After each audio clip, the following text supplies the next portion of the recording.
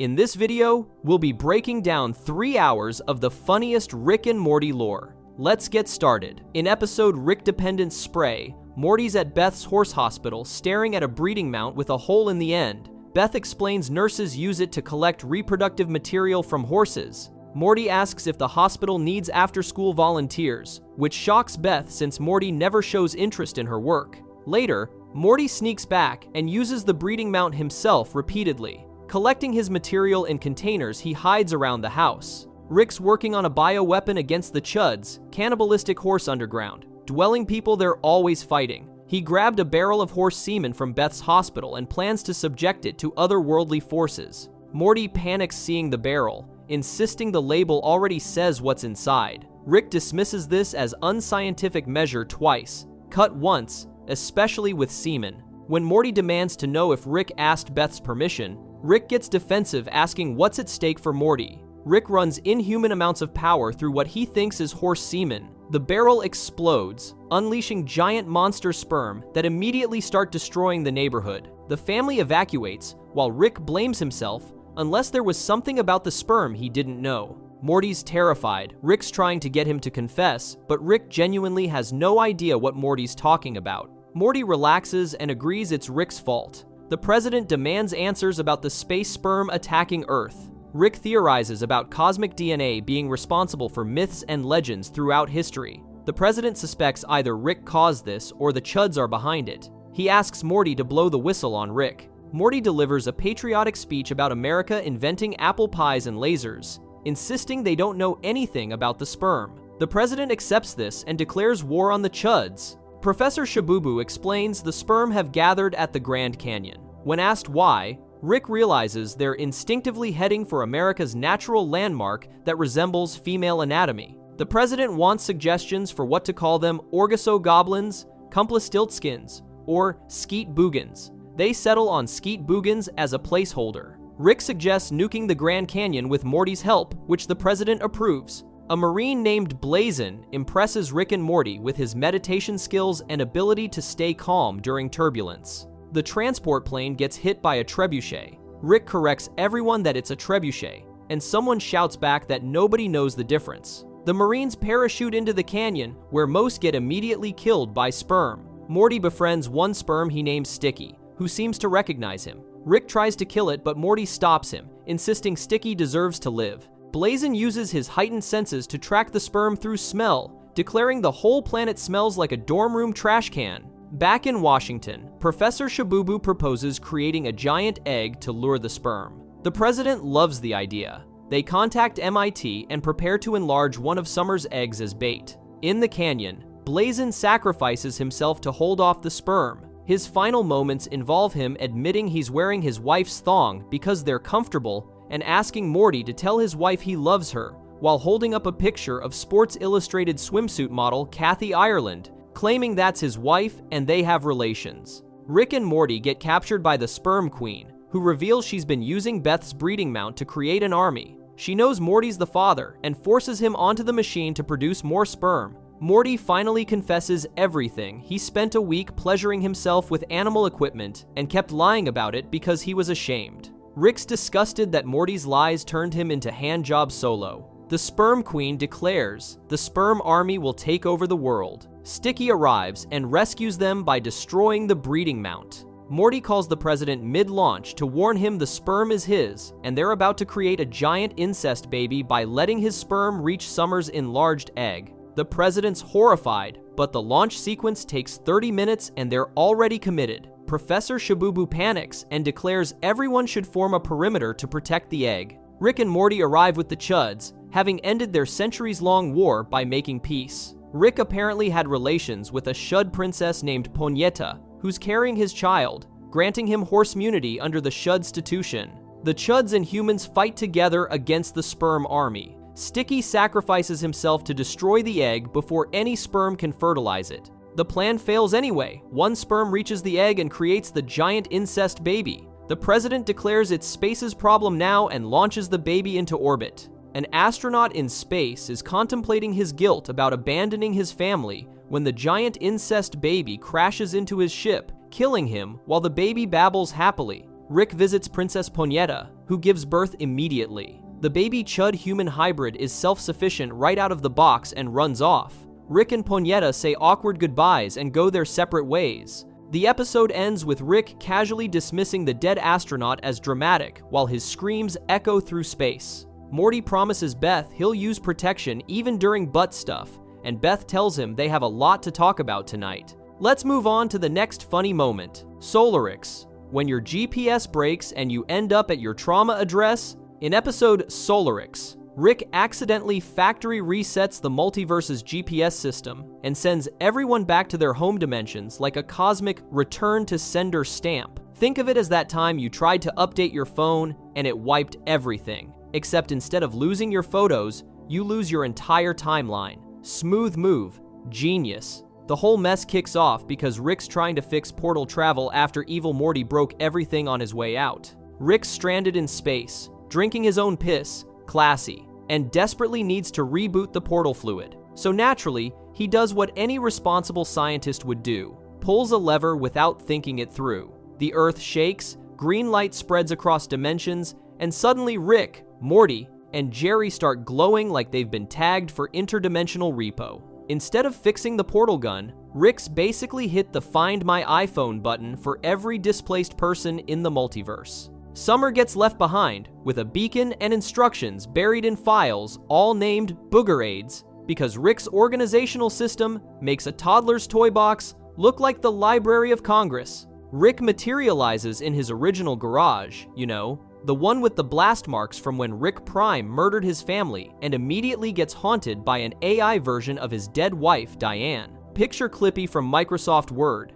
except instead of helping with your resume, it's reminding you that everyone you love dies because of your choices. The AI roasts him mercilessly while he discovers he's been torturing his neighbor in some kind of Groundhog Day situation. The old man's been aging in a frozen timeline until he's basically a sentient raisin begging for death through cryptic notes he writes to himself. Rick finally pulls the plug on the time loop, and you hear the sweet sound of relief from next door as his neighbor finally gets to die. Nothing says, "I used to drink," quite like accidentally condemning your neighbor to decades of temporal prison because you forgot about the aging thing. Meanwhile, Morty lands in the Cronenberg dimension and immediately gets jumped by a monster in his old bedroom. Horrible Airbnb review incoming. He kills it, spots smoke in the distance, and follows footprints to a grocery store where he finds his original dad, Jerry Prime. Except this Jerry's gone full Mad Max, living off Cronenberg brains, and dropping references to self-help books and Batman comics like he's the world's most pretentious apocalypse survivor.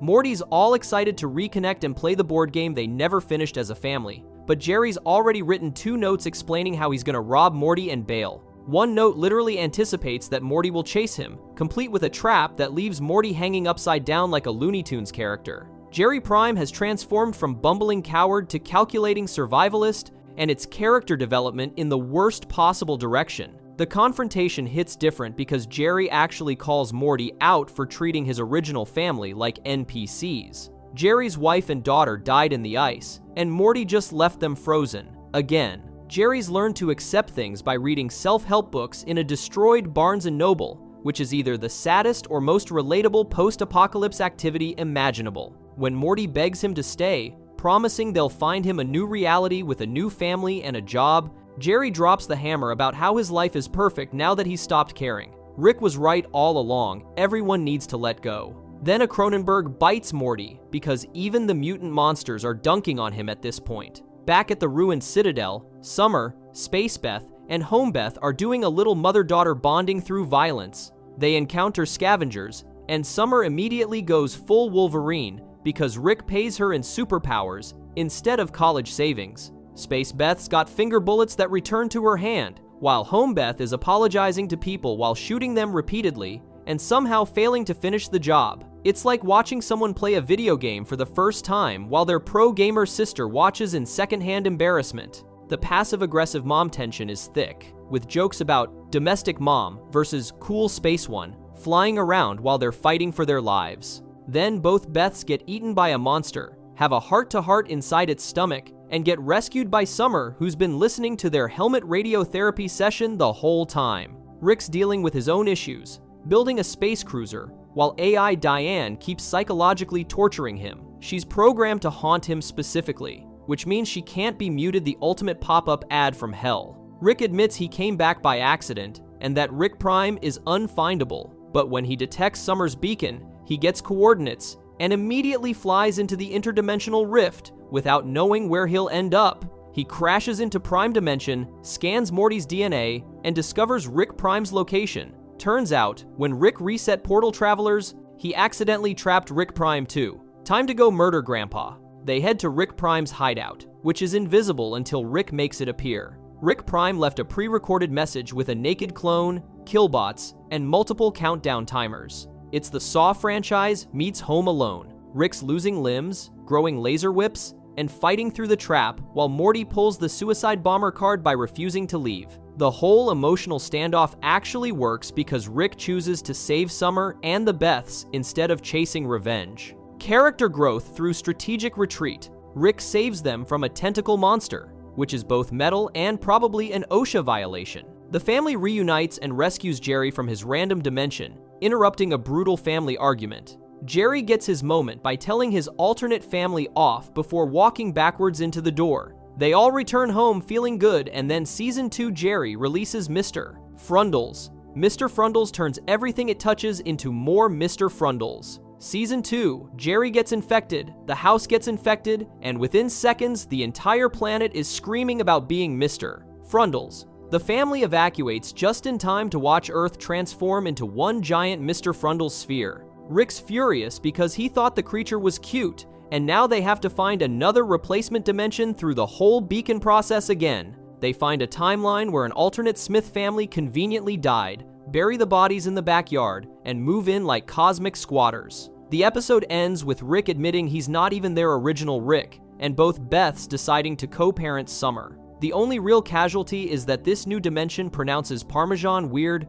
which the family declares worse than all the death and dimension hopping. Meanwhile, Jerry Prime meets Rick Prime in the Cronenberg dimension, tries to team up for revenge, slits Rick's throat, watches it heal, and then gets shot in the head. His whole apocalypse survivor arc lasted 30 seconds before becoming a corpse. Alright, on to the next funny moment. Autoerotic assimilation. When your ex is literally everyone on the planet, in episode Autoerotic Assimilation, Rick reunites with his ex-girlfriend Unity, who happens to be a hive mind that controls entire civilizations by absorbing people's consciousness. It's basically like running into your ex at the grocery store, except the grocery store is an entire planet, and your ex is everyone in it, including the cashiers, the customers, and probably the produce section too. The whole thing starts when Rick's following his golden rule of space travel. Always check distress beacons because 9 times out of 10, it's free loot from dead aliens. He's literally teaching his grandkids to be space pirates,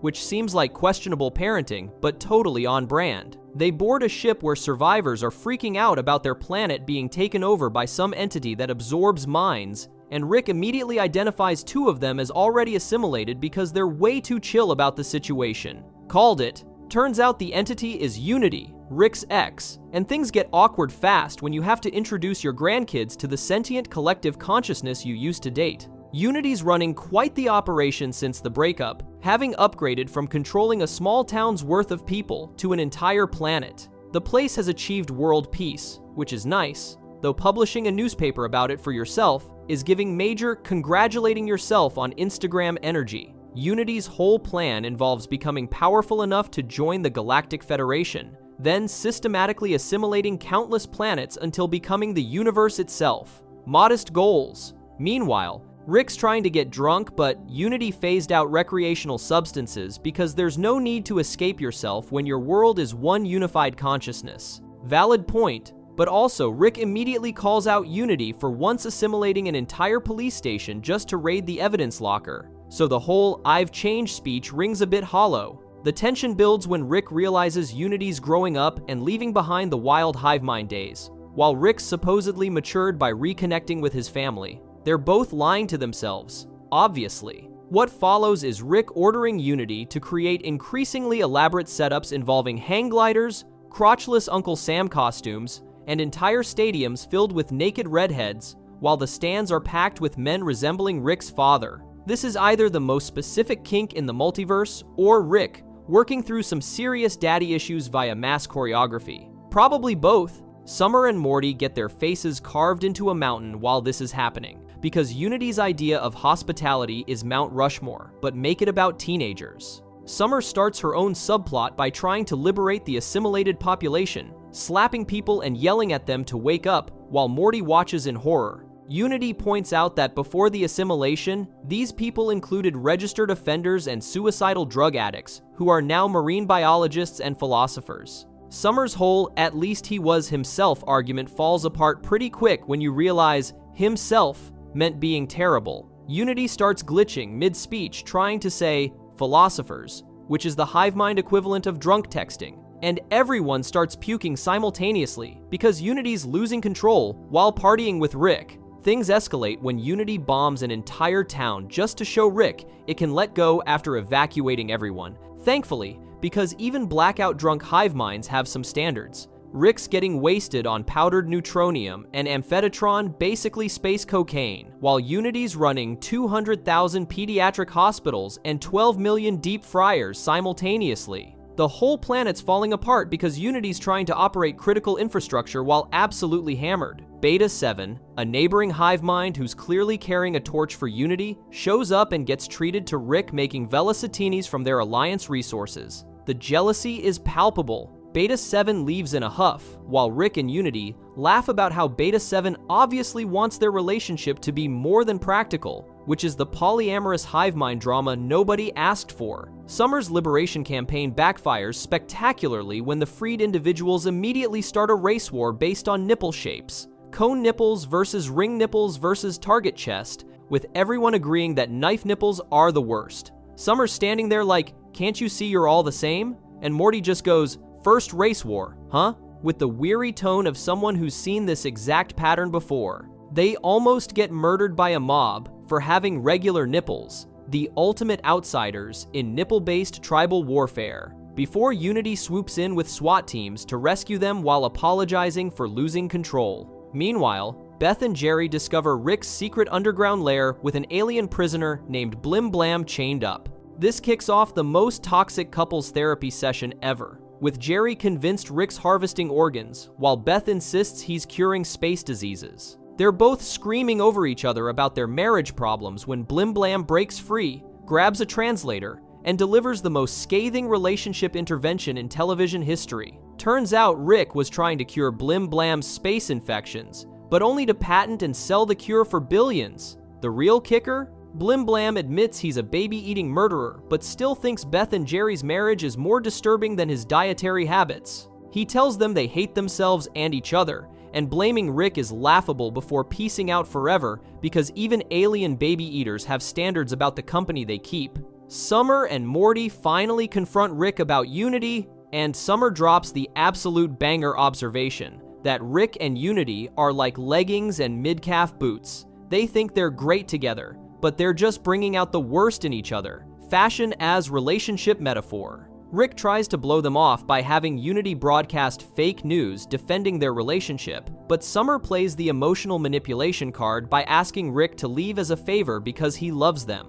Rick responds by calling Summer a hyper-emotional human and saying he can tolerate family but can't give a care about it, which is definitely something he'll regret later during his 3 a.m. crying sessions. The real gut punch comes when Rick returns from the bathroom to find Unity gone and notes scattered everywhere. Unity's breakup letter explains that the attraction and incompatibility stem from the same source Rick can't change, and Unity realizes that means Unity has a problem with itself. The hive mind admits to losing its identity and becoming part of Rick because Rick's somehow better at assimilation without even trying. It's the most emotionally devastating breakup note in the series, made worse by Unity doing it in writing because it wasn't strong enough to do it in persons. Rick goes home, lies to everyone about Unity being uncool because it thrives on enslavement, maximum projection, then heads to the garage for what might be the darkest scene in the entire series. He builds a suicide device, tests it on a frozen alien creature to make sure it works,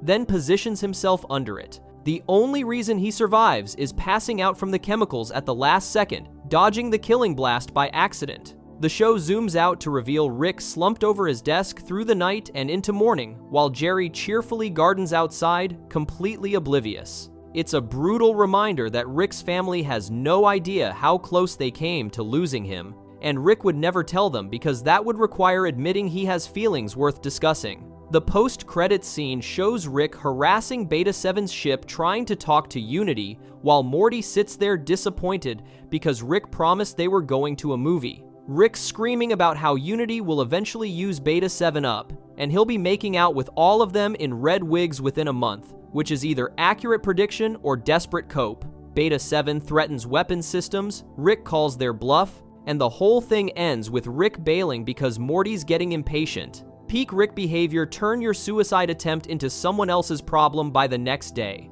Okay, let's jump to the next funny moment. Rest and Ricklaxation. When self-improvement turns you into Wall Street's biggest psychopath, in episode Rest and Ricklaxation, Rick and Morty go to an alien spa after nearly dying on a mission that leaves them both having complete breakdowns in the garage. Rick's hands are shaking. He's admitting he might hate himself and think he deserves to die, while Morty's sobbing about how he can't do this anymore. Their solution? A detox machine that literally splits them into healthy and toxic versions, 4 separate conscious beings. It's therapy meets The Parent Trap, except way more existential. The spa has giant pink creatures that swallow stressed people for 20 minutes, then puke them up, relaxed, which is either the most innovative massage technique or the most disgusting. An alien worker pitches them on the detox machine while making horrible throat-clearing sounds, and Rick absolutely destroys the guy verbally before agreeing to try it. The machine explodes with light, and Rick wakes up as sentient toxic sludge in a wasteland dimension.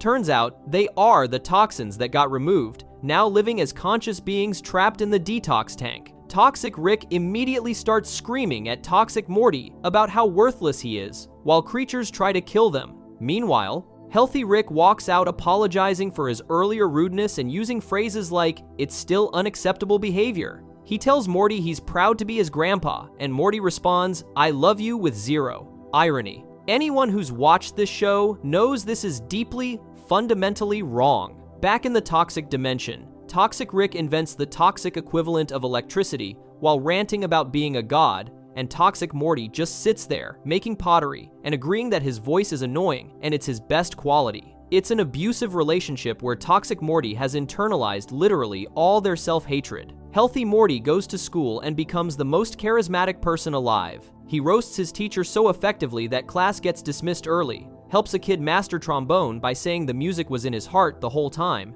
and liberates a girl from her insecurity by removing her hat. A bully bonds with him over both hiding behind confident facades. When Jessica mentions she's single, Morty asks her out with a joke about having "haven't taken you to dinneritis," and it actually works. Rick gets transmissions from the spa, Toxic Rick threatening to rip their throats out. Healthy Morty's solution? Smash the phone and suggest urban spin yoga with at-risk preteens. Problem solved. The date with Jessica crashes because Healthy Morty has the emotional depth of a motivational poster. He talks about being addicted to limitations, pressures her to get detoxed while making laser sound effects, and generally acts insufferable. She fakes an emergency and leaves. Morty immediately pivots to hitting on another woman at the bar with an aggressively smooth monologue that somehow works. Rick brings the detox tank home, feeling guilty about leaving sentient beings trapped. Toxic Rick claims he wants to merge, but actually plans to trap them inside instead.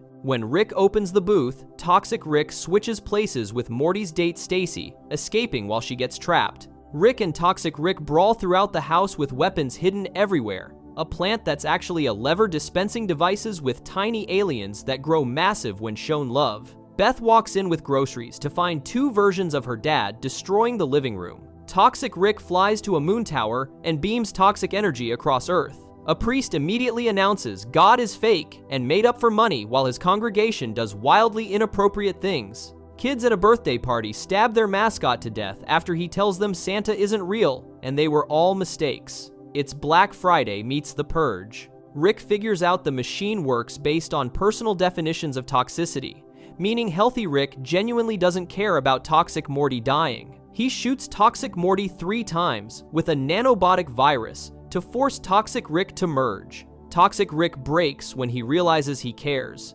kneeling to comfort toxic Morty and calling himself Grandpa. Rick mocks him for being incapable of seeing the bigger picture. Toxic Rick merges just to save toxic Morty, and regular Rick immediately farts in Morty's face to celebrate. Healthy Morty escapes and becomes a Wall Street stockbroker with a fancy apartment and philanthropist girlfriend. When Jessica calls asking him back, he tells her she only misses someone who loved her so much she never had to love back. Then reveals he kept the line open so Rick could trace him. He wanted to get caught because being that detached made him miserable. The post-credits shows toxic Stacy still trapped in the tank at the moon tower, screaming their safe word while a tour guide accidentally releases her and falls to his death. Let's roll into the next funny moment. If you're enjoying the video so far, subscribe to our channel. The Old Man and the Seat, when your toilet becomes someone else's emotional support sanctuary. In episode The Old Man and the Seat, Rick has a secret toilet in a hidden universe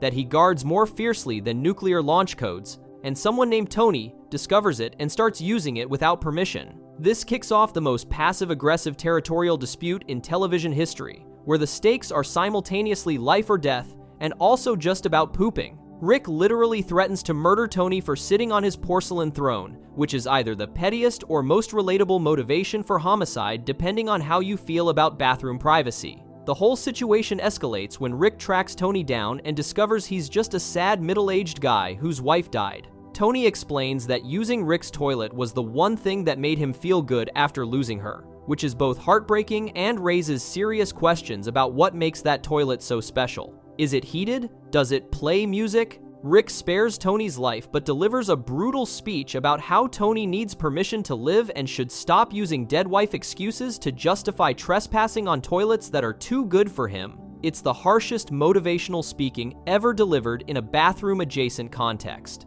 Tony takes Rick's words to heart in the worst possible way. He quits his job, decides to start living life to the fullest, and immediately dies space skiing down Mount Space Everest. The turnaround time between finding meaning in life and catastrophic death via extreme sports is maybe 48 hours maximum. Rick shows up to Tony's workplace with vegan fiber, chili, and sugar-free chocolates as a peace offering, only to learn that his tough love speech directly resulted in Tony's demise. The universe's way of saying, "Congratulations on your character growth," is apparently just killing everyone involved. Rick tries to cope by creating a simulated heaven where Tony reunites with his dead wife, complete with infinite toilets everywhere. It's the most elaborate apology ever constructed, involving brain chemistry, manipulation, and custom paradise programming. Tony's having an emotional reunion with his wife, learning she knows about his strap-on preferences, and they're about to go poop together in eternal bliss.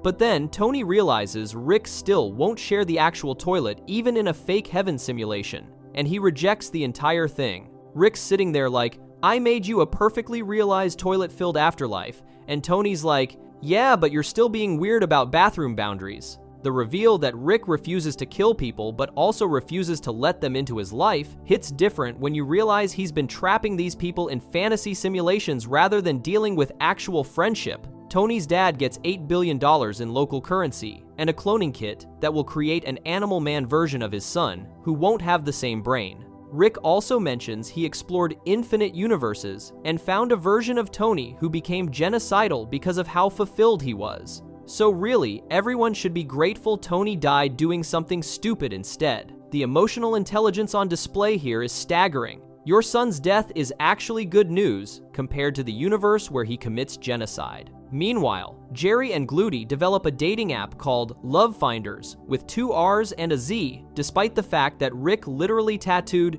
"Do not develop my app" on Gluty's forehead. The naming convention alone should have been a red flag. Jerry's out here thinking he's being disruptive and innovative while ignoring the most obvious warning sign possible. It's like if someone had "Do not feed" tattooed on their forehead and you immediately started making them sandwiches. The app works perfectly, too perfectly. It matches people with their actual soulmates using alien relationship science. Summer gets paired with Danny, a guy who sees 25 fish shows a year, works at Jersey Mike's, and is covered in gravel from tripping on a fire hydrant while running to meet her. He announces he loves her within 30 seconds of meeting while still bleeding from the fall. Summer's response is "Me too," like this is completely normal behavior. Beth watches this unfold and immediately knows she's losing her daughter to a frisbee golf enthusiast. Beth chases Summer to a motel where Danny's getting a room. The argument devolves into both of them screaming rape and assault at each other in a motel parking lot while other guests ignore them because nobody staying at a motel wants to get involved in someone else's. Drama. Beth threatens to get the room next door and listen through the wall with a glass, which is somehow both overprotective parenting and also giving up simultaneously. Summer's just cycling through soulmates at an alarming rate. The episode ends with her on soulmate number 4 in 1 week. That's not romance. That's speed dating on performance-enhancing drugs. The alien Monogatrons reveal they use the app to distract civilizations while stealing all their water. Their species mastered committed relationships, but forgot to manage resources, so now they're hydration thieves with perfect marriages. The leader is having an incredibly healthy communication moment with his wife about podcasts and meetings, while simultaneously ordering the execution of Jerry and Morty. Relationship goals meets war crimes. They even have a rule that they can't use the app themselves, which Gluty reveals when Jerry tries to guilt trip him about murder. Turns out, the species that perfected love knows their own app is toxic enough to ban it for themselves while unleashing it on other planets.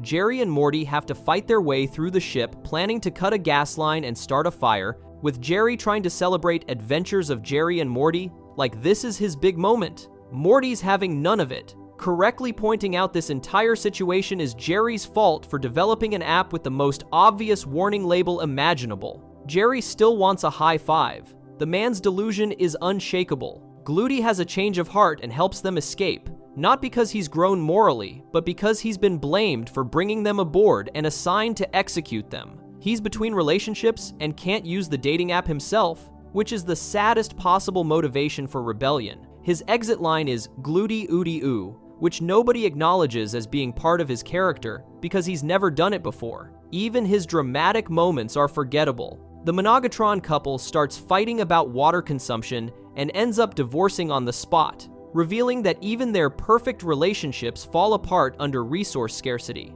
All that superiority about mastering love means nothing when you're thirsty. The wife calls her husband a childish prick and demands a divorce, which he agrees to in exchange for a glass of water. Relationship mastery, everyone. Rick ends the episode sitting alone on his toilet, having driven away the one person who wanted to be his friend, because sharing a bathroom is apparently where he draws the line on human connection. He rants into the toilet about Tony being the saddest piece of garbage in the cosmos, while simultaneously proving he's talking about himself. The toilet echoes back insults at Rick in 1,000 voices, which is either the Globoflin drug talking or Rick's subconscious finally achieving self-awareness. Either way, he's crowned himself king shit on his throne of loneliness, which is the most accurate self-assessment Rick's had in years. Long live the big bad doo-doo daddy. May his reign last 1,000 years of emotional constipation. Next up, another funny moment. Morty Night Run, when your rescue mission turns into an extinction-level threat.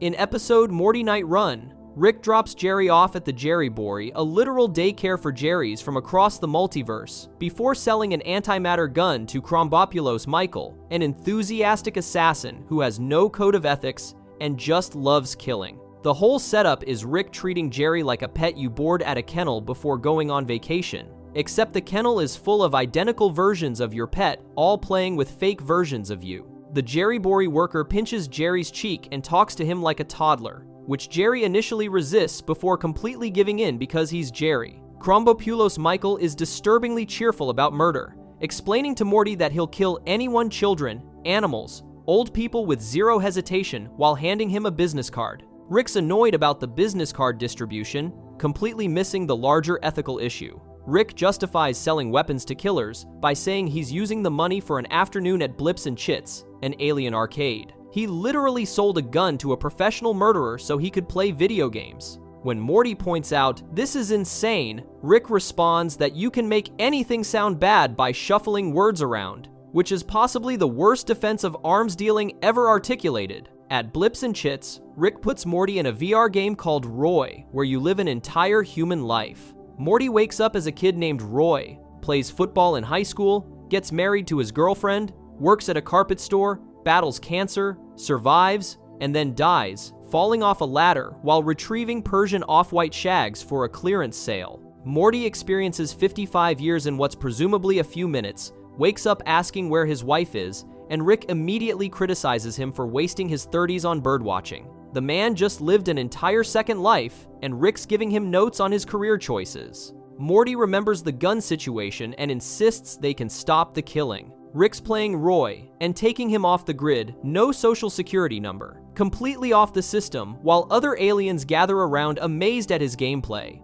Morty steals Rick's ship and crashes it through the ceiling of a government facility, crushing Krombopulos Michael to death. The irony of killing someone to prevent a killing is lost on nobody except Morty. His target turns out to be a telepathic gas cloud that Morty names Fart after it tries to say the word telepathy, but reads Morty's mind and says something wildly inappropriate instead.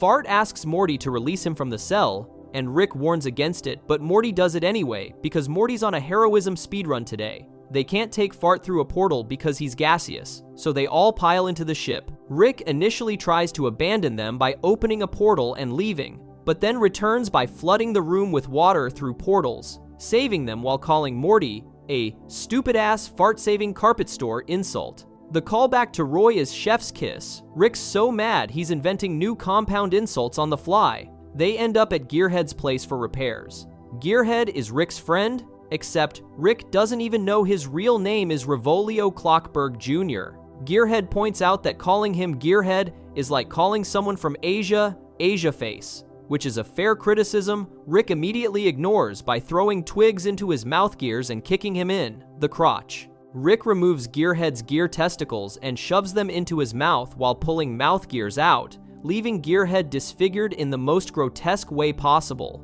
Two gear cops walk in, see what Rick did, and immediately vomit oil and metal. That's the impact assessment seasoned law enforcement officers projectile vomiting on sight.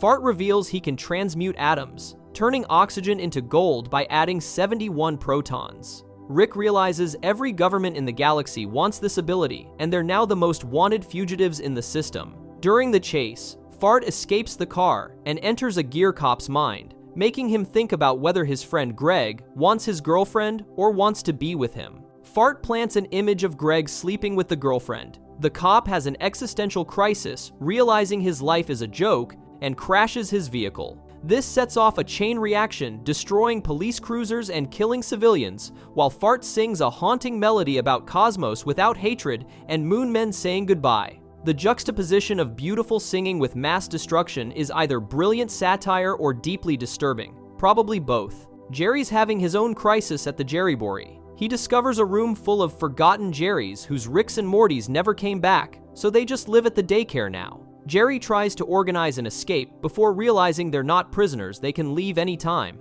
He ventures into the larger alien world, immediately encounters terrifying situations, including an alien exploding into goo on him and stumbling upon alien creatures mid-coitus, then returns to the Jerrybory within minutes. The Jerrys are trying to figure out how to get sound through a stereo instead of the TV, which is the most Jerry problem imaginable. Multiple groups of Jerrys across the facility are working on identical TV setups with identical problems. At the Promethean Nebula, Fart reveals the truth. He's returning to tell his species where Earth is so they can cleanse it. Carbon-based life is a disease to them, and wherever they find it, they cure it. Morty realizes saving Fart means dooming humanity. Fart can sense Morty's thoughts and knows Morty hasn't changed his mind about protecting life through sacrifice, so he starts singing again. Morty asks him to sing one more time, and as Fart approaches singing about cosmos without hatred, Morty shoots him with the antimatter gun. Fart asks why. Morty shoots him several more times until he completely vanishes,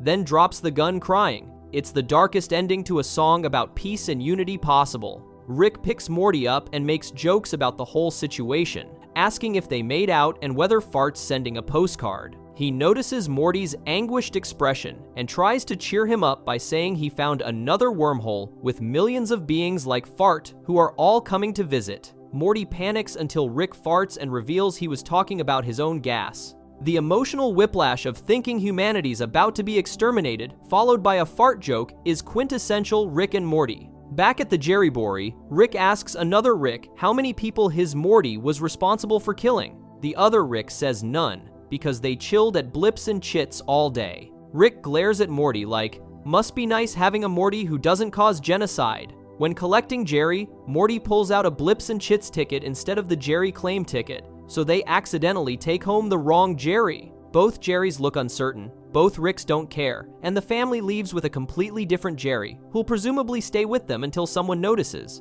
which might be never, honestly. The Smiths' observational skills regarding Jerry are not their strong suit. Let's keep it going with the next funny moment. Anatomy Park. When your Christmas vacation involves being shrunk into a dying hobo's intestines, in episode Anatomy Park, Rick ruins Christmas by shrinking Morty down to microscopic size and injecting him into a homeless man named Ruben to save a disease-themed amusement park built inside his body. The setup is Rick treating a dying vagrant as both a medical patient and a failed business venture simultaneously. It's the most Rick solution possible why cure diseases, when you can monetize them as tourist attractions. The park features rides like Spleen Mountain, Bladder Falls, and Pirates of the Pancreas, which Rick is extremely defensive about because he got pushback when pitching it. The man built a pirate-themed ride inside a pancreas and takes creative criticism personally. Jerry's dealing with his own crisis because his parents show up for Christmas with Jacob, who turns out to be his mother's lover while his father watches from a closet dressed as Superman. Jerry's trying to have a wholesome technology-free holiday while his dad's explaining polyamorous cuckolding arrangements at the dinner table. Leonard drops this information like he's discussing weather patterns, completely unbothered, while Jerry's having a full meltdown. The juxtaposition of Morty fighting diseases inside a corpse while Jerry processes his parents' relationship structure is peak holiday dysfunction. Inside Ruben, Morty meets Dr. Xenon Bloom, the park's creator who's a sentient blob of goo with glasses and a cane. There's also Poncho, a muscular security guard, Roger, the tech guy, and Annie, who Morty immediately develops a crush on because he's 14 and has priorities. The park's security system has failed, and all the disease exhibits are loose, which is the equivalent of Jurassic Park, except instead of dinosaurs, it's hepatitis A, chasing you through a haunted liver attraction. The diseases are literally animatronic attractions that have become real threats. A werewolf in the liver is just part of the alcoholism-themed haunted house. Ruben's lungs are infested with tuberculosis hiding in scar tissue, and when Poncho shoots his gun despite warnings, Ruben starts coughing. The force of the cough lifts everyone off the ground like a biological earthquake. A worker named Alexander in a dog mascot costume gets caught in the cough and has his skin peeled off as he's ejected from Ruben's mouth directly onto Rick's face. Rick's standing there getting spat on by a homeless man's tuberculosis-laden phlegm with bits of Alexander mixed in. It's horrifying and also somehow comedic because Rick barely reacts. The group discovers Ruben has died, which means they're now trapped in a rapidly decaying corpse that's filling with gas. Dr. Bloom explains, the evacuation route is through the digestive tract to the colon, where there's an enlargement ray, which is both practical planning and also deeply unfortunate. They travel down the small intestine on a raft while animatronics sing a parody song about how it's a pathway that breaks up fat in food. Roger notes it goes on like this for miles. And Dr. Bloom gets excited about the large intestine like they're not currently fleeing for their lives through waste. Gonorrhea rises from the river of excrement, and Dr. Bloom whispers that it can't see them if they don't move, then immediately corrects himself, saying he was thinking of a T-Rex. The man built an entire theme park inside a human body, but can't remember basic facts about sexually transmitted infections. Morty has the brilliant idea to use the gas buildup in the corpse as a weapon, and Poncho lights a match, creating a massive explosion that kills gonorrhea. Annie hugs Morty, who's experiencing the best and worst moments of his life simultaneously while covered in intestinal fluid. Back at the house, Jerry's parents and Jacob are leading an impromptu therapy session, where Summer's boyfriend Ethan reveals his brother molested him while fishing. Jacob's playing life coach, getting Ethan to work through trauma in the Smith living room, while Leonard starts undressing and backing into a closet in his Superman costume. Jerry finally snaps and declares he hates Christmas and that everyone is gross and lame, which is the most reasonable response to watching your family engage in group therapy sex prep. Poncho reveals himself as the saboteur. He released tuberculosis to steal bubonic plague and sell it to the highest bidder, listing Al-Qaeda, North Korea, Republicans, Shriners, balding men who work out, and people only attracted to cartoons of Japanese teenagers. The range of that list is spectacular. It goes from terrorist organizations to incredibly specific internet subcultures. Morty attacks Poncho, who falls over a railing to his death, but the bubonic plague bites him first. Justice via disease transmission. The sphincter dam bursts, drowning Roger in a flood of Ruben's excrement while he's trying to tell everyone his wife kept her last name and made the kids take it too. His final words are logistical information about how difficult it'll be to contact his family. The man's being killed by a wave of biological waste, and he's concerned about name confusion. Dr. Bloom sacrifices himself to operate the bone train manually, then discovers there's an autopilot and tries to take it back, screaming that he wanted to sacrifice himself anyway as E. coli devour him. Rick launches Ruben's corpse into space, enlarges it to continent-sized proportions with dynamite inside, and retrieves Morty and Annie through the nipple right before the body explodes. A reporter in New York describes standing under a nose like a 70-mile cherry, while Ruben's terrifying face hovers overhead. On the West Coast, they've got giant feet, and in the Rocky Mountains, a lumberjack sees Ruben's massive genitals and runs away screaming. The entire country is witnessing this corpse floating in the sky before it detonates, raining blood and viscera across America. The family bundles up to go sledding when blood starts splattering the windows. Jacob yells to find Jerry like this is his fault somehow. They rush to Jerry's den where he's watching TV, and the news calmly reports that the giant naked sky Santa has exploded and everything should be fine. Everyone's relieved and immediately goes back to their electronic devices. Summer asks if she can have her phone back, and Jerry agrees, having completely given up on his technology-free Christmas vision. Rick reveals Annie studied Dr. Bloom's work and can create a new park. She compliments Pirates of the Pancreas as underrated, and Rick immediately shrinks her down and injects her into someone else. Morty's devastated because he actually had something going with her, and Rick whispers that she had a condition he describes with crude anatomical terminology. Morty's confused about why that would be bad, and Rick just tells him to get some stuffing because he's starving. The post-credits scene shows Annie calling Rick about the new park, and when marketing suggests removing Pirates of the Pancreas because pancreases make insulin not pirates, Rick furiously hangs up, screaming that they're building a monument to compromise. Rick's willing to let people die over creative differences about pancreas-based pirate attractions, which honestly tracks for his character. Time to check out the next funny moment. Get Shifty. When alien Simon Cowell threatens to blow up your planet unless you drop a banger. In episode Get Shifty, a giant floating head appears in Earth's atmosphere, causing immediate climate chaos and natural disasters. A golfer celebrates that golf is now easy because a massive sinkhole appeared, then immediately falls into it, screaming that golf is hard again. The head demands Earth show them what they've got, and Rick immediately puts on sunglasses and announces they're going to the Pentagon, the lame one on Earth. Summer asks if it's God, and whether that means they get out of school, which is the most Summer response possible to an apocalyptic scenario. At the Pentagon War Room, everyone's arguing about whether to send launch codes or humanity's greatest achievements like string theory and the human genome. Rick and Morty portal in, and when guards approach with guns, Rick threatens them with a watch that turns people into snakes. The president tells everyone to stand down, but Rick shoots the guards anyway, and they disappear, leaving only snakes. Rick explains this is a cromulon from the Cygnus 5 expanse that feeds on talent and showmanship, and Earth needs to perform a newly written hit song or the planet gets destroyed. The president immediately asks for Pharrell, Randy Newman, Billy Corgan, and The Dream, then has to explain who The Dream is to his own staff.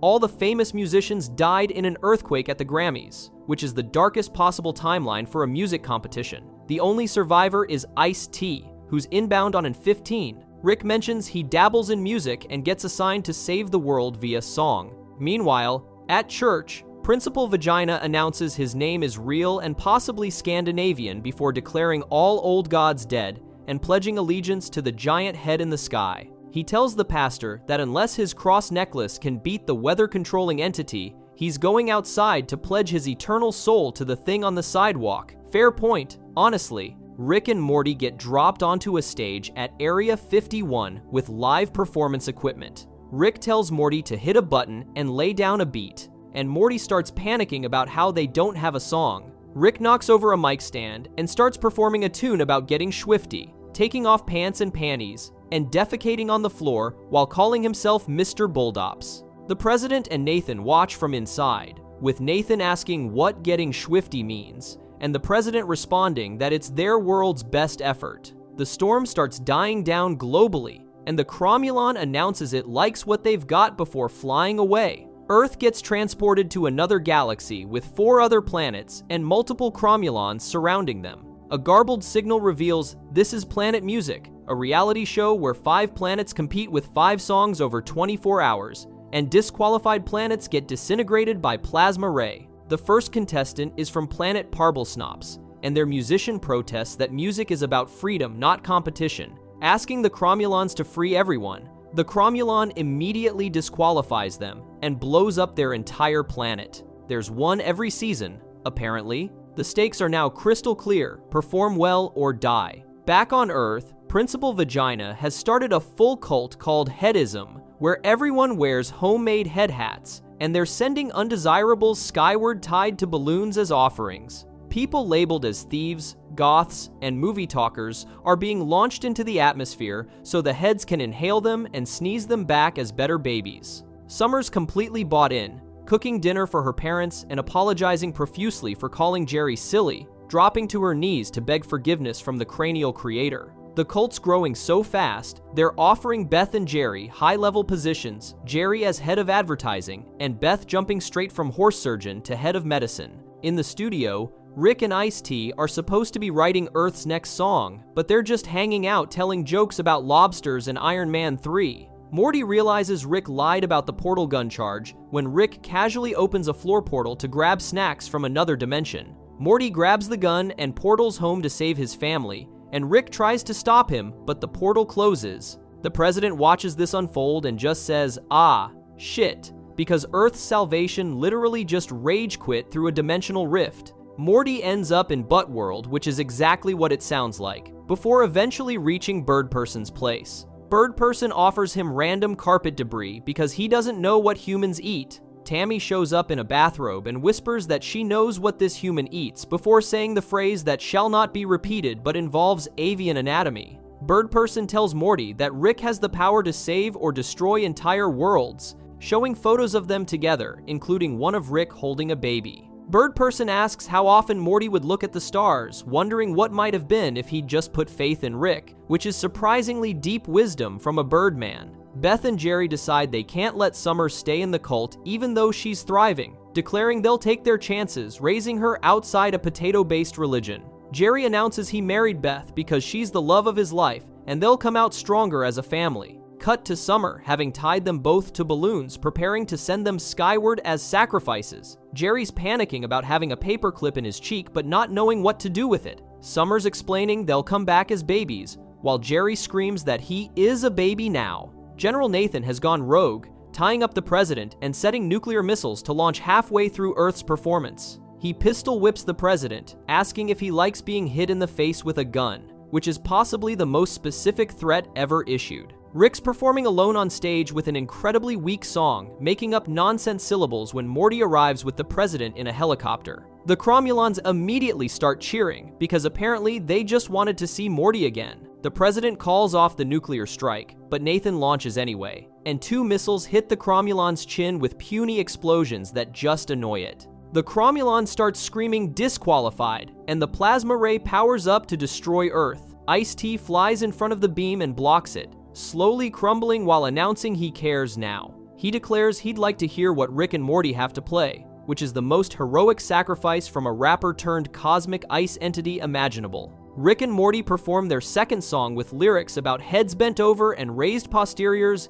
and the Cromulons love it so much they declare Earth the winner after 988 seasons and end the show entirely. Back on Earth, everyone at the church realizes they've been correlating things that weren't related. Principal Vagina floats by in the background, still tied to balloons, screaming for help. The president threatens Morty that if he tells anyone what happened, they'll deny it, then has Secret Service snap his phone in half. Nathan runs at them with a gun screaming "die," and Rick disintegrates him with a particle beam wristwatch, revealing he had a snake holster on his leg the whole time. The president hugs Rick, declaring he loves him. The post-credit scene reveals Ice-T is actually a letter from Alphabatrium, who was frozen and exiled for not caring about anything. He transforms from Ice-T into Water Tea when welcomed home, right before the Numbericons attack. His father, a magma Q, dies, telling him he should never have turned him to ice. Water T produces pistols and declares he better crunch the numbers before bursting out shooting. The frame freezes with a title announcing, "This summer,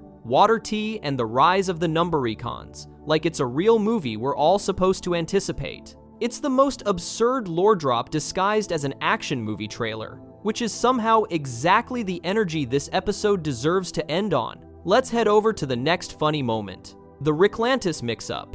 When class warfare meets interdimensional fascism. In episode The Ricklantis Mix-Up, Rick and Morty prepare for an adventure to Atlantis, but get interrupted by Ricks from the Citadel asking for donations to the redevelopment fund. Rick refuses because he murdered everyone in charge and left it to rot. The episode then completely abandons our Rick and Morty to show what's happening on the rebuilt Citadel, revealing a society stratified by whether you're a Rick or a Morty, with working-class Ricks suffering alongside oppressed Mortys in interdimensional capitalism gone wrong. The Citadel's election coverage treats candidate Morty like a joke, with news anchors laughing about his little Morty suit and making up fake quotes about him losing. Campaign manager Morty wants to pull out of the race, but candidate Morty insists he's confident about the debate. They're treating a legitimate candidate like a child's school project that everyone finds adorable but nobody takes seriously. Simple Rick works at a wafer factory, and the commercial reveals he's literally being farmed for his happy memories.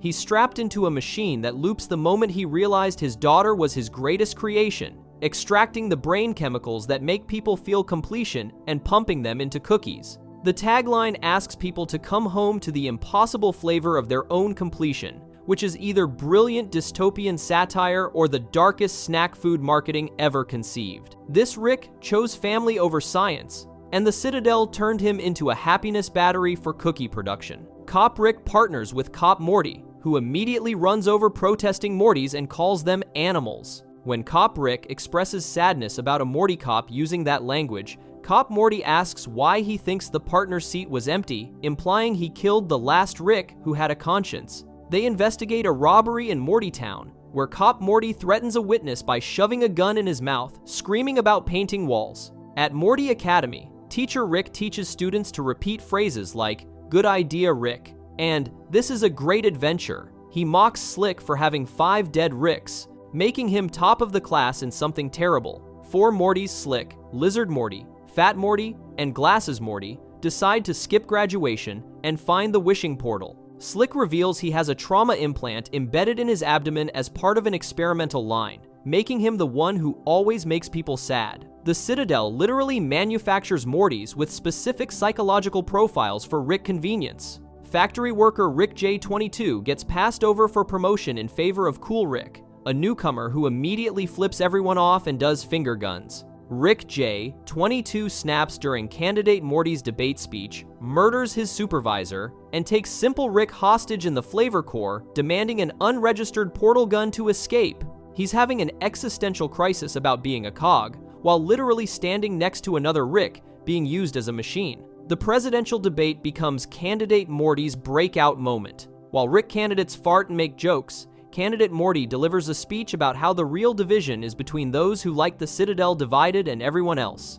He talks about schools, teaching Mortys they're all the same because uniqueness is threatening, streets where Mortys fight each other instead of real injustice, and factories where identical Ricks earn fractions of their boss's salary. The audience erupts. Campaign manager Morty is shocked, then gets immediately fired because candidate Morty doesn't need him anymore. Cop Rick and Cop Morty raid the Mortytown Locos hideout where Bootleg Rick is making faulty portal fluid. When Bootleg Rick tries to escape through his own portal, he disintegrates because the math was off. Cop Rick finds a crying Morty who stabs him, and Cop Morty helps him out before executing all the captured Mortys by blowing up the building. He tells Cop Rick it's the same old story, Mortys killing Mortys, except it's actually cops killing civilians. Cop Morty takes Cop Rick to meet Big Morty, a crime boss who pays them protection money. Cop Rick refuses the bribe and arrests Big Morty, forcing Cop Morty to choose sides. Cop Morty seems to have an emotional breakdown crying about wanting to be a regular kid,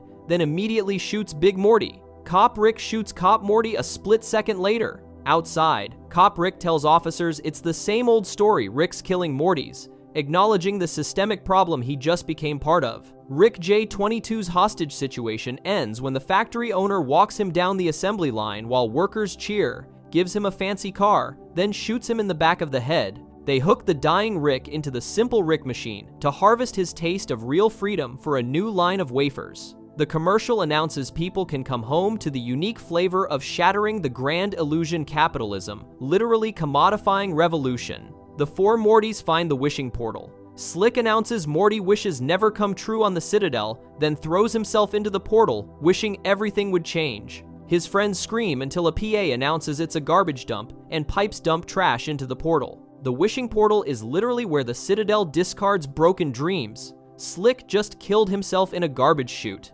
Candidate Morty gets shot by campaign manager Morty, who's discovered evidence about who he really is. The assassination fails, and candidate Morty wins the presidency. Campaign manager Morty gets thrown out an airlock with the dossier, proving the president is evil Morty. The documents show photos of a Morty with an eye patch controlling a puppet Rick. President Morty meets with the Shadow Council of Ricks, who actually run the Citadel. When they announce they've been running things the whole time, President Morty asks everyone who agrees to raise their hands, then has officers execute all 7 who raised them. He gives a speech about how speeches are for campaigning, and now is the time for action. The ending shows dead Ricks floating in space, everyone who opposed or knew too much about evil Morty. Rick and Morty return from Atlantis celebrating, with Rick declaring the Citadel will never have bearing on their lives again. The irony is crushing. While they were having fun, evil Morty staged a fascist coup and murdered everyone who could stop him. Moving forward to the next funny moment.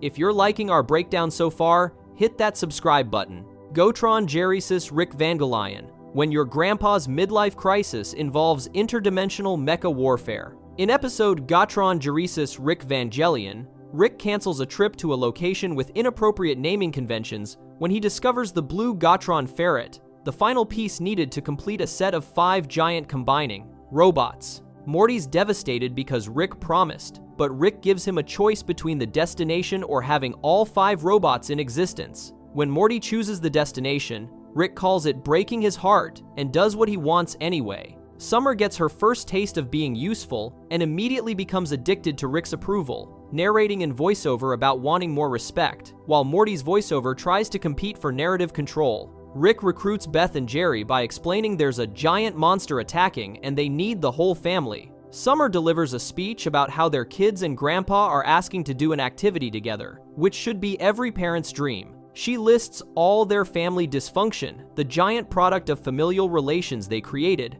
Beth potentially being a clone, Summer existing because of a failed termination, and demands they suit up.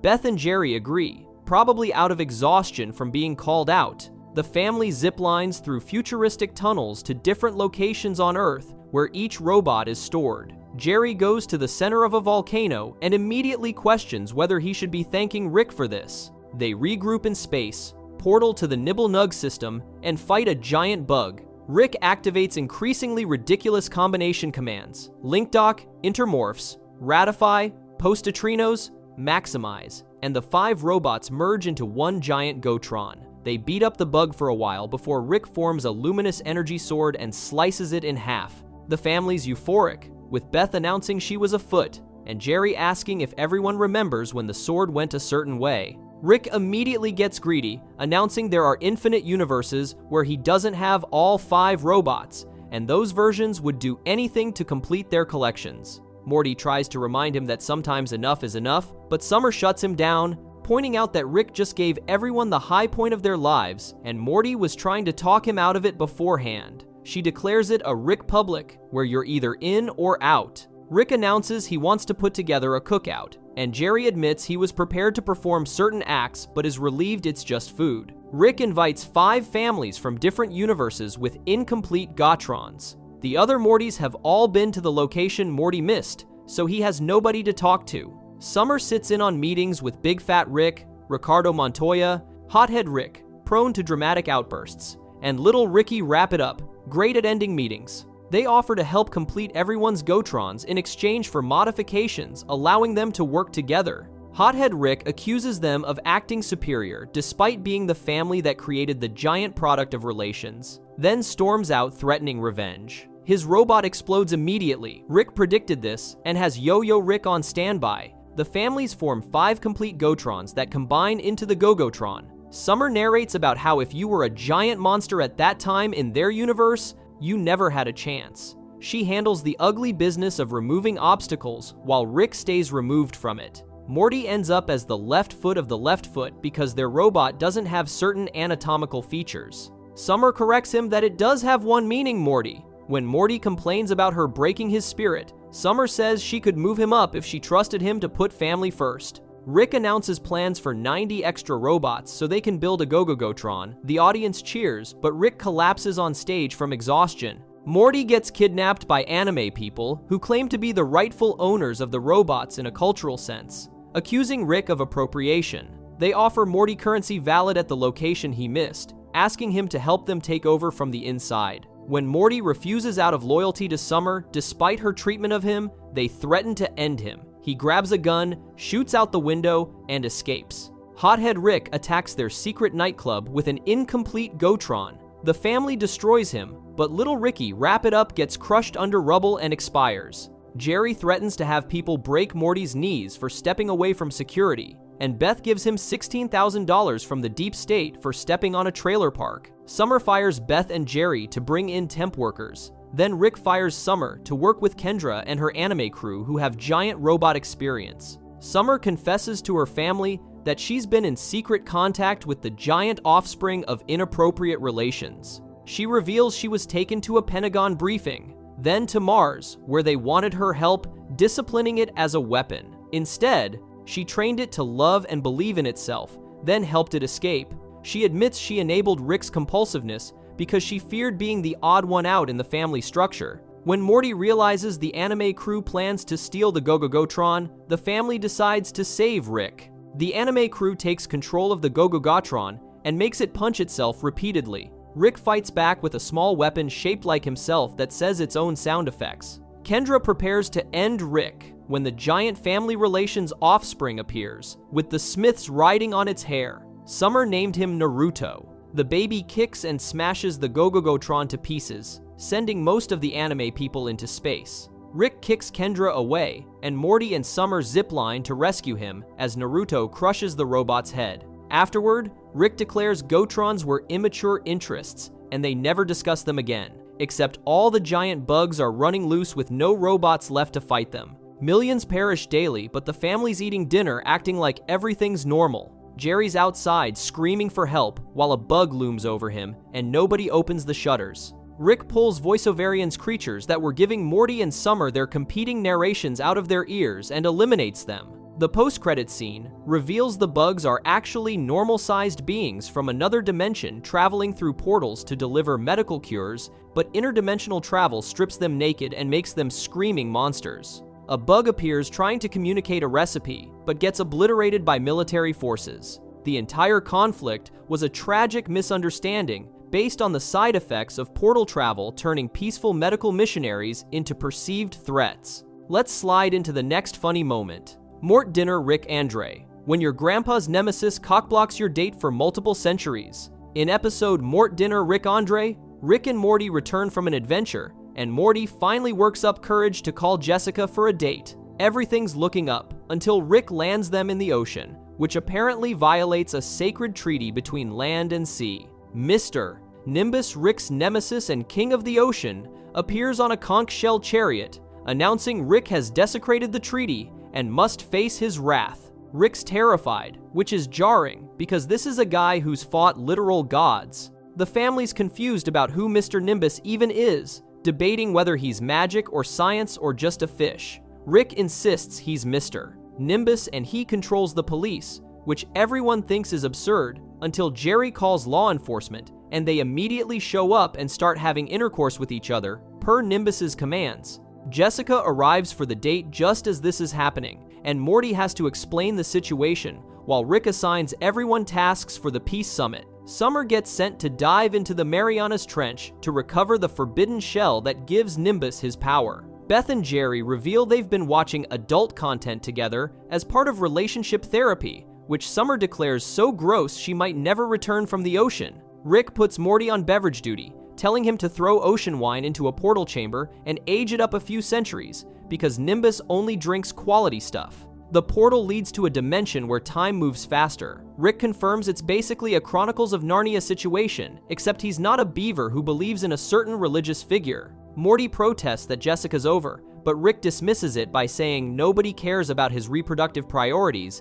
and the sooner he learns that, the better. He explains that after the ocean incident, Morty doesn't get to do anything interesting, he just has to fetch wine, while Rick handles the peace summit. Rick mentions there are self-termination capsules in everyone's teeth if things go south, which is both concerning and very on-brand. Mr. Nimbus arrives, blowing his magic horn, and immediately insults Rick's appearance. When Jerry threatens to call the police, Nimbus calmly explains he controls them. Jerry does it anyway, and the cops show up, see Nimbus, and immediately start engaging in intimate acts with each other on the lawn. Nimbus evaluates Beth and Jerry, determines they're a positive couple based on their admission of watching adult content together, and offers them a chance to participate in relations with him. He provides paperwork, including liability waivers for potential expiration via climax. Beth and Jerry are simultaneously horrified and intrigued, debating whether this only happens in New York or on premium cable. Morty enters the time portal to age the wine and meets Hoovy,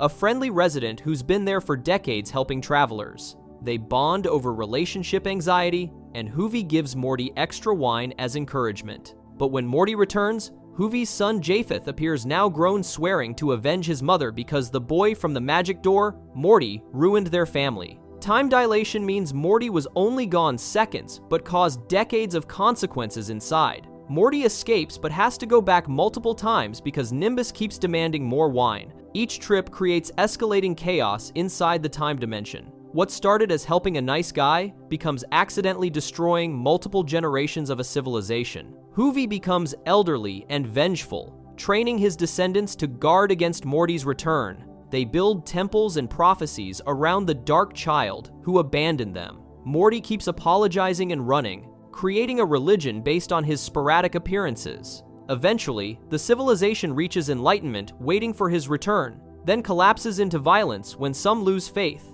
Morty literally watches empires rise and fall, all because Rick needed aged wine for his nemesis. Rick and Nimbus negotiate terms, while Morty repeatedly disappears for what seems like seconds but are actually generations inside the portal. Nimbus demands Rick stop defecating in the ocean. Rick claims ignorance. The treaty signing requires witnesses, and Rick realizes he has nobody he trusts with his life except Nimbus himself, which is pathetic. He tries to get Morty, but Morty's dealing with Jessica while also being worshipped as a god across multiple timelines. Inside the portal dimension, a warrior named Adam is being trained by his mother to kill Morty when he returns. They've built an entire culture around preparing for this confrontation. When Morty finally enters again, Adam attacks. Jessica gets pulled into the portal during the chaos, experiencing the time dilation firsthand. She spends what feels like centuries in frozen sleep while Morty fights his way through the civilization he accidentally created. By the time they escape, Jessica has achieved enlightenment,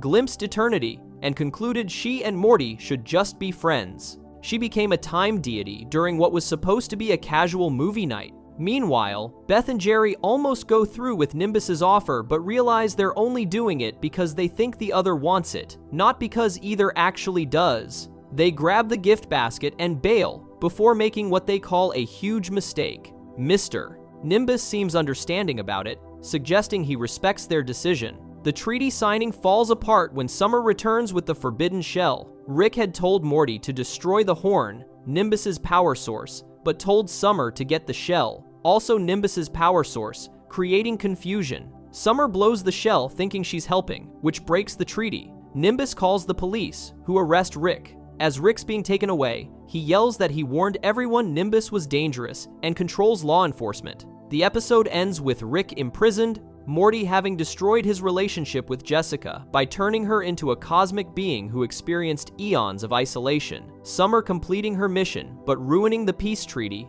and Beth and Jerry chickening out of the threesome. Rick's fear of Mr. Nimbus is revealed to stem from their former friendship before becoming enemies. Nimbus was Rick's only friend, which makes their rivalry more tragic than threatening. The whole episode is basically Rick being unable to maintain any relationship without turning it into conflict, whether it's romance, friendship, or Morty's attempts at a normal date night? Alright, here comes the next funny moment. A Rickle in time, when freezing time for 6 months to clean up after a party goes exactly as bad as you'd expect. In episode A Rickle in Time, Rick unfreezes time after keeping the universe paused for 6 months so they could clean up after his party in the Season 1 finale. Summer criticizes Morty's cleaning technique, pointing out mildew and saying he's been vacuuming Jerry wrong for half a year. Rick explains that when time restarts, their personal time needs to stabilize, which means they absolutely cannot touch Beth or Jerry, or they'll shatter into countless theoretical shards. He gives the parents $500 in unmarked bills, literally kicking it across the floor to go get ice cream while this sorts itself out.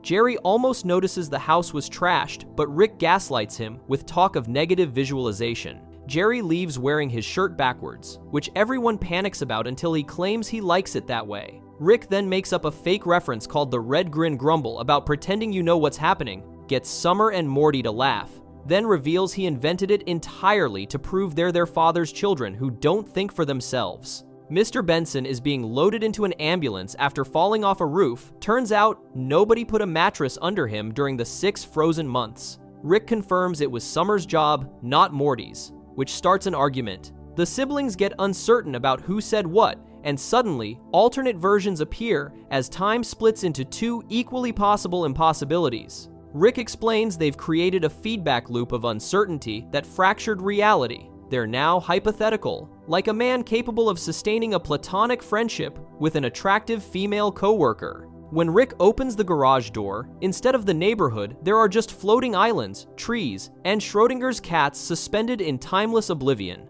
Meanwhile, Jerry crashes into a deer and immediately suggests telling police Beth was driving. Beth discovers the deer's been shot. A hunter appears, claiming ownership, followed by his lawyer explaining any deer shot by a hunter is that hunter's property, regardless of who intercepts it. The hunter decides not to eat it since fear ruined the meat, but he'll use the head for his recreation room wall. Beth becomes determined to save it anyway at an animal hospital, where she announces she's a certified horse surgeon. The veterinarian condescendingly mentions deer have smaller, more intricate organs. Beth fires back that a deer is closer to a horse than he is to a doctor, so they should save the measuring for when their reproductive organs are out. Back in fractured timelines, Rick tries merging realities with a time crystal, but fails because Summer and Morty are too uncertain. Rick goes on a rant about how they have nothing to be uncertain about their brand of acne cream, which chair to sit in while he does everything. Rick solves this by explaining that as far as he's concerned, they're both equally worthless pieces of excrement, offering to prove it mathematically with his whiteboard. After his presentation proving they're both equally mercurial, overly sensitive, clingy, hysterical bird brains, he tries merging again. Both Ricks push their buttons out of sync because each realizes the other is trying to eliminate one possibility rather than merge them. They start shooting at each other, causing reality to split into 4 parts, then more. Summer and Morty knock Rick out with a fire extinguisher and put him in a dog crate. When he wakes up, he calls himself on the time crystal, leaves a voicemail apology, then plays back 3 identical messages proving all the Ricks made peace. A testicle-headed creature from the 4th dimension appears, criticizing Rick for thinking he could move time while standing in it. He gives them collars to sync their possibilities. The timelines merge, but he reveals they're going to time prison since the crystal must be stolen. Rick distracts him by pointing out that since he's immortal with infinite life, there's a 100% chance he'll eventually turn around to look behind him. The creature admits he cannot argue with that logic. Rick hits him with a wrench and grabs his organic gun named Chris, but drops it. Chris runs into the street and gets run over, devastating the monster. Rick tells Summer and Morty to remove their collars, deliberately causing time to fracture into 2, then 4, then 8, then 32 timelines. All versions attack the creature until his head explodes, but now time is falling apart worse than ever. Rick needs to fix collars in 64 different timelines. He asks for a Phillips screwdriver, then changes his mind to flathead, causing another split. Jerry reveals he set up Beth to perform deer surgery at Coldstone Creamery. She successfully saves it. Back in the garage, in one timeline, Morty's collar latch breaks. Rick panics and prays to a deity to let him live. He fixes it at the last second and screams there is no god. The timelines merge into one. Morty thinks one of the 64 Ricks maybe sacrificed himself, Rick tells him to shut up. Beth and Jerry return home. Jerry makes approximately 17 consecutive jokes about their time callers, asking if they're Power Rangers, Lady Gaga, Tron, robot dogs, motorcycles with green headlights, or in the craft with Firuza Balk. Beth laughs so hard, she threatens to urinate. After credits scene shows testicle monsters traveling through time, accidentally finding Albert Einstein, and beating him up for messing with time. Let's take a look at the next funny moment. Lawnmower Dog. When making your dog smart leads to exactly the kind of planet-conquering nightmare you'd expect. In episode Lawnmower Dog, Jerry gets fed up with Snuffles urinating on the carpet and demands Rick use his science to make the dog smarter. Rick points out the whole point of having a dog is to feel superior, and Jerry shouldn't pull that thread. But Jerry insists that if Rick's going to stay rent-free and use Morty for dangerous adventures, the least he can do is help the family. He threatens to ground Morty unless Rick complies. Rick whips up a cognition helmet that immediately makes Snuffles understand commands. He shakes, rolls over, and actually uses the toilet. Jerry's thrilled about being at the top of his game now. Rick shows Morty a device that lets you enter people's dreams, saying it's like that movie Morty keeps talking about. Morty asks if he means the film about dream infiltration, and Rick confirms it's like that, except it'll maybe make sense. Rick's plan is to incept the idea into Mr. Goldenfold's brain to give Morty better grades so Morty can spend more time helping with science. Morty points out that in the time it took to build this, Rick could have just helped with homework. Rick explains homework is pointless, the whole point is to get less of it. They sneak into Mr. Goldenfold's house while he's watching a show featuring Mrs. Pancakes, who keeps declaring people don't know her. Rick and Morty enter his dream, where Goldenfold is on an airplane with Mrs. Pancakes as the flight attendant. Rick and Morty jump out, disguised as terrorists, threatening to cause a major aviation disaster, unless Morty Smith gets better grades in math. But Goldenfold takes control, introducing himself and throwing wheat crackers that slice their flesh like throwing stars. He pulls out 2 massive firearms and starts shooting up the plane. Rick explains Goldenfold has more control than anticipated for a high school math teacher. He's an active dreamer. They can't get killed because dying in someone else's dream means you expire for real. Meanwhile, Jerry shows off Snuffles' new abilities, making him fetch slippers and act as Summer's footstool. Beth sarcastically says this should play out fine. When Jerry points out she said the same thing at their wedding, everyone falls silent, and Beth walks away, leaving Jerry depressed. Snuffles discovers batteries in the kitchen drawer and upgrades his own helmet with a robotic arm, gaining the ability to speak English. He announces that he's fixed things and made them better, asking if humans understand him now. Summer declares this awesome, but Jerry realizes the fun's over. Summer protests that you can't give a creature sentience and then take it away. Snuffles watches a documentary about wolves being bred into subservient companions. Back in the dream, Rick and Morty take Mrs. Pancakes hostage, but Goldenfold panics and his subconscious tears open the airplane, sucking everyone out. Rick grabs onto Mrs. Pancake's parachute, while Goldenfold creates a mechanical arm to pluck her from the air and drop them into lava. Rick realizes they need to go deeper if they enter Mrs. Pancakes' dream. Time moves 100 times slower, buying them time. They incept her dream and find themselves in a bizarre dungeon filled with monstrous creatures. Rick warns Morty not to judge and says the trick to incepting is making people think they came up with the idea themselves. Morty gets surrounded by creatures trying to seduce him, then bumps into his sister Summer, who's behaving inappropriately. Rick explains Goldenfold has predilections so shameful he buries them in the dreams of people in his dreams, including an attraction to Morty's underage sister. An angry centaur appears, declaring that hang-ups in the pleasure chamber are punishable by termination. Rick decides they need to go another dream deeper, so they incept the centaur's dream. They arrive in a horrifying red chamber, where they encounter Scary Terry, a legally safe knockoff of an 80s horror character with miniature swords for fingers instead of blades. Scary Terry declares he can run but they can't hide. They try going deeper into a jump-roping girl's dream, but it's the same nightmare they've hit dream bedrock. Scary Terry can travel through dreams, making them completely trapped. Summer wakes up to find Snuffles now with a full robot body, asking where his testicles are and where they've gone.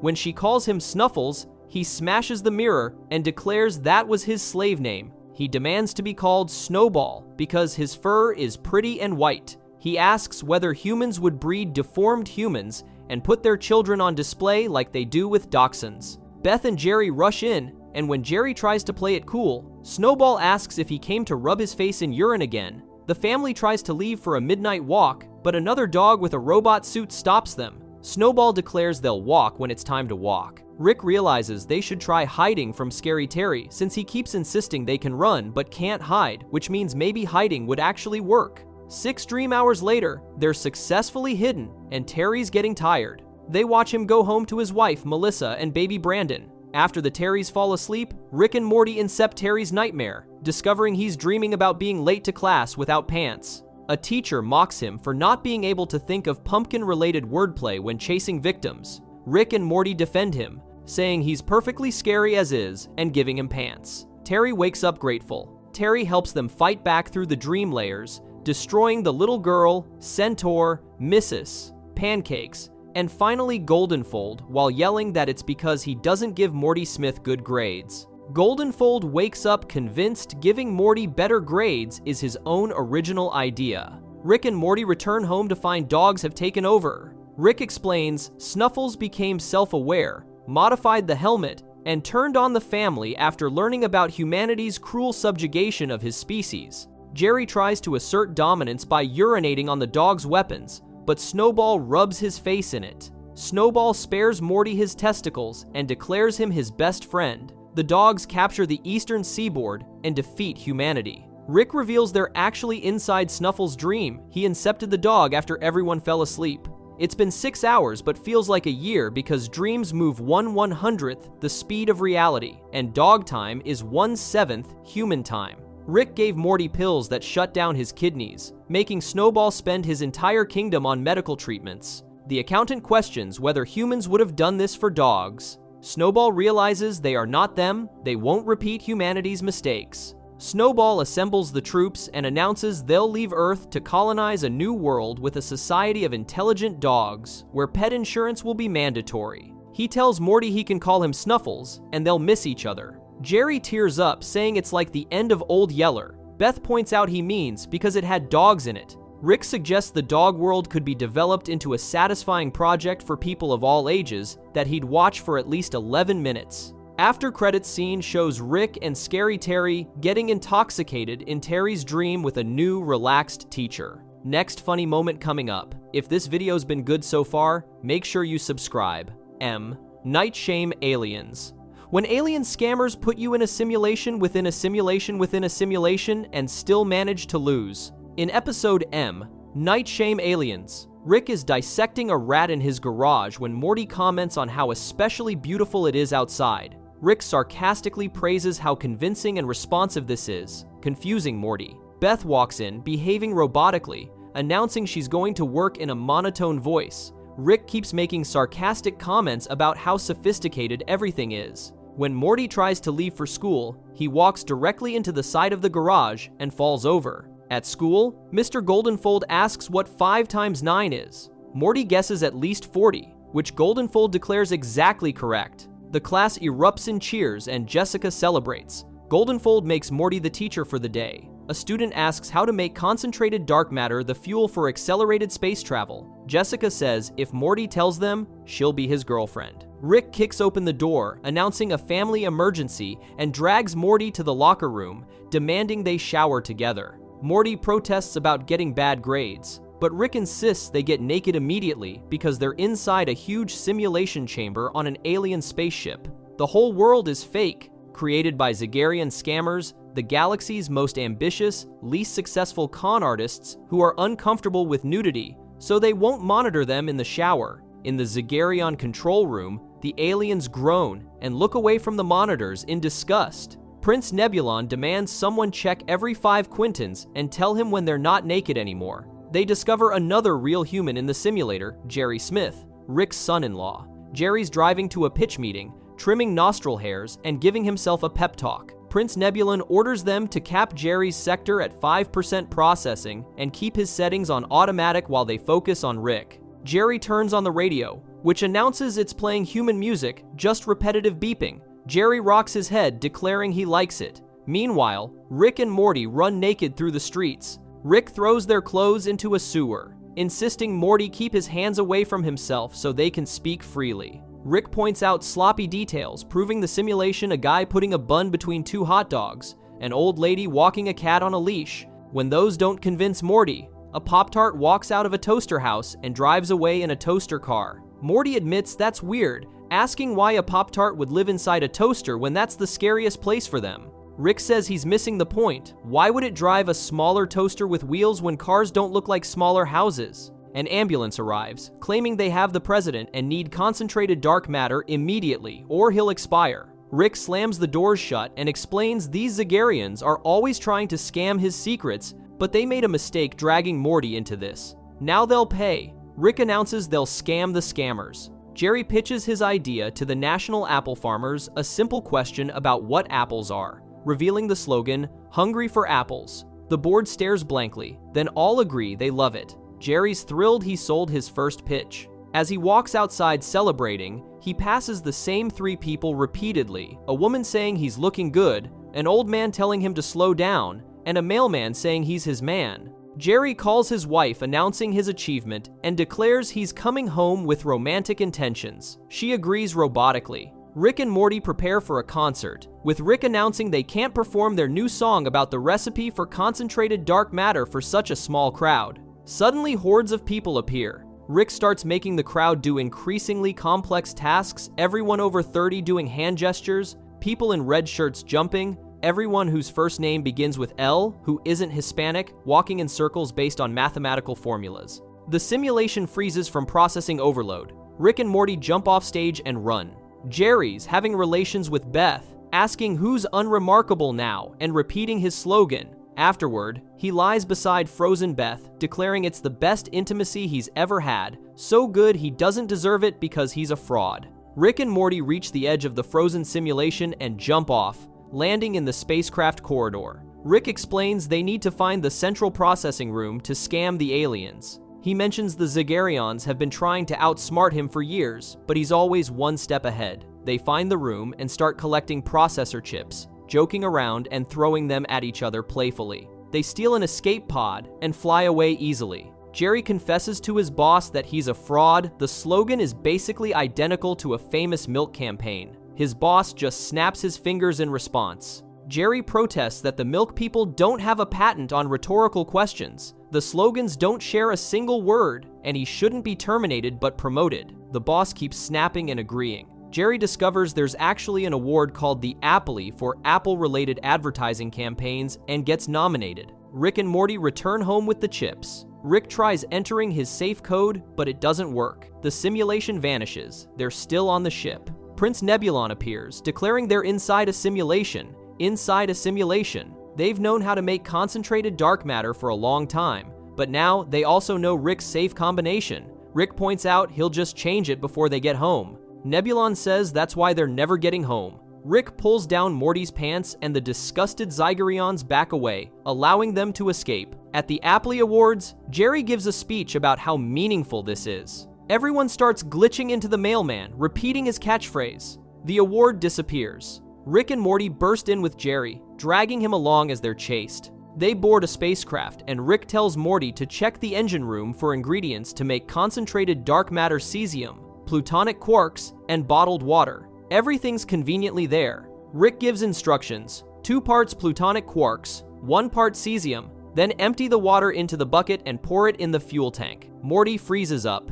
The simulation breaks down again. Prince Nebulon appears, laughing hysterically. They're inside a simulation, of a simulation inside another giant simulation. They never had the recipe, but now they do. Rick's outraged. They simulated his grandson's anatomy. One alien mentions someone named Kevin fought hard to supervise that project. Kevin protests that he was told nobody would find out. Rick asks if they can go home now. Nebulon agrees and takes a selfie, teasing Rick about whether he's still in a simulation or not. He also clarifies loudly that he doesn't have discolored posterior flaps that was part of the simulation, but then quietly tells his assistant to keep that medical appointment and move it up if possible. On the shuttle home, Rick tells Jerry not to worry that the most meaningful day of his life was a simulation operating at minimum capacity. Jerry points out the aliens fooled Rick too, and suggests he have more respect for the universe's less intelligent people now that he's one of them. Rick concedes Jerry might be right.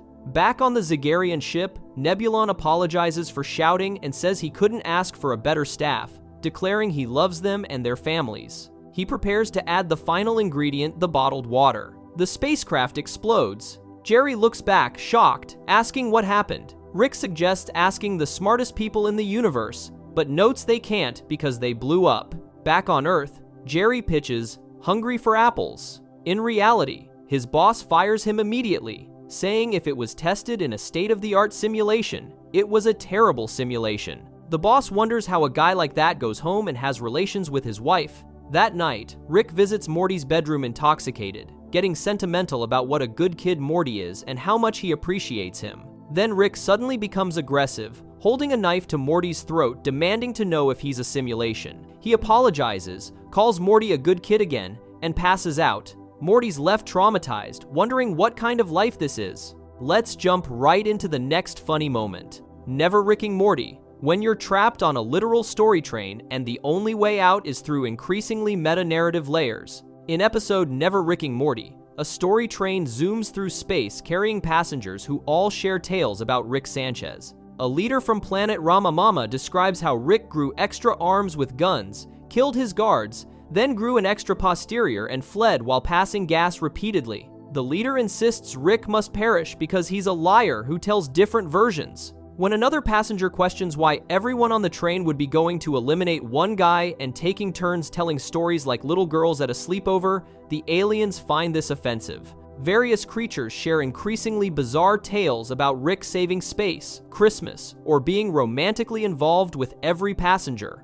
Two disguised figures realize the train is amplifying and linking unrelated narrative fields. They reveal themselves as Rick and Morty. Rick explains it's not a simulation, but worse, an anthology, a literal literary device, quite literally, metaphorically containing them. The tickets please guy appears demanding tickets. Morty notices the guy is extremely muscular with what people call certain anatomical features. Rick finds this observation disgusting. When they refuse to cooperate, the tickets please guy attacks them with impressive martial arts skills. Rick praises him as exceptionally talented at human shielding before they cause a structural breach. The continuity breaks, and they fall through narrative layers, landing in an arcade where a father questions if life is real before demanding everyone's tickets and having a breakdown. Train cops appear, ordering them to construct a story about Rick Sanchez. When the cops shoot, Rick and Morty cause a continuity explosion that scatters them. They wake up elsewhere on the train, encountering Floaty Blood Man, a guy torn in half, suspended between train cars, slowly expiring while living out an alternative reality. Rick explains he's suspended in disbelief. They joke about the situation being both horrible and comedically appropriate. Rick realizes the train is circular and they need to reach the engine. He plans to rig spacesuits that start failing so they can pay a heavy price for re-entering. Morty complains it's getting too meta. Rick dismisses this, saying Morty watches people on video platforms reacting to video platforms, so Rick will judge when things get too meta. They encounter more bizarre scenarios, including a musical number about a bird-person hybrid, news coverage of Floaty Blood Man becoming a religious figure, and teenagers practicing abstinence to keep the universe existing through redirected intimate energies. Rick identifies the thematic seal keeping them trapped. He needs Morty to tell a story unrelated to them. Morty struggles, creating an awful tale about someone named Mike Johnson wanting cookies while scorpions attack. Rick admits the story was supposed to be terrible, but it accidentally meshed with the theme. Rick asks if Morty knows about the Bechdel test, a formula for measuring female representation in stories. Morty doesn't, and Rick despairs about what they're teaching in school. As their suits fail, Morty improvises a story about his mom and sister discussing beverages and menstruation, then fighting female scorpions with their feminine power. They succeed and receive congratulatory calls from a Supreme Court justice. Storylord appears, revealing himself as the mastermind. Rick describes him as a certain sci-fi sitcom character in space. Storylord explains there can be no destination without a journey. Rick counters that he regularly uses instant transportation. Storylord criticizes Rick for spiraling through dimensions with semi-improvised dialogue about meaninglessness. He attacks them expertly, even more impressive than the tickets please guy with his disciplined physique. Rick and Morty surrender rather than fight, but Storylord keeps attacking anyway. they fall through more narrative layers, a military scenario where Morty's exposed to mind-altering chemicals, then into a reality where Rick is Professor Sanchez, who invented total immersion technology, creating false memories of a different life where he developed interdimensional travel and had a daughter. Another victim appears, claiming Rick's invention was put in their food. Begging for help, the professor insists nothing is real and apologizes. Storylord reveals his plan. He'll fuel his anthology with their limitless potential, propelling it beyond the fifth wall. Rick counters that their potential isn't limitless. Storylord will burn them out first. Storylord begins extracting their best ideas. Morty going to college. Rick softening emotionally. The return of a deceased character needing help. Rick yells at Morty to resist before Storylord burns them out completely. As everything falls apart and seems hopeless, Rick suddenly announces there's always someone there for them, Jesus Christ, his best friend and personal savior. Morty's shocked since Rick doesn't believe in divinity. Rick insists it's never too late to accept religious salvation and leads them in prayer, while Storylord screams that they would never do this and it's terrible. Christian mascot characters appear celebrating. Storylord protests it's the worst story ever told. Rick and Morty disagree, declaring it the greatest. Storylord gets pulled into the narrative, trapped in what Rick calls every writer's hell religious text. They escape, with Rick noting nobody wanted to see that content anyway. Back on the train, Morty reflects that it was confusing, but brought them closer and made them believe in themselves. Rick agrees they got all the metacanonical material out of the way and can just be themselves now. The episode cuts to them at home, where Rick examines the toy train Morty bought from the Citadel of Rick's gift shop. Rick becomes bizarrely enthusiastic about Morty purchasing merchandise, declaring his only purpose is to buy and consume products. He praises Morty for looking into capitalism's jaws and saying yes, wishing Morty could have bought more.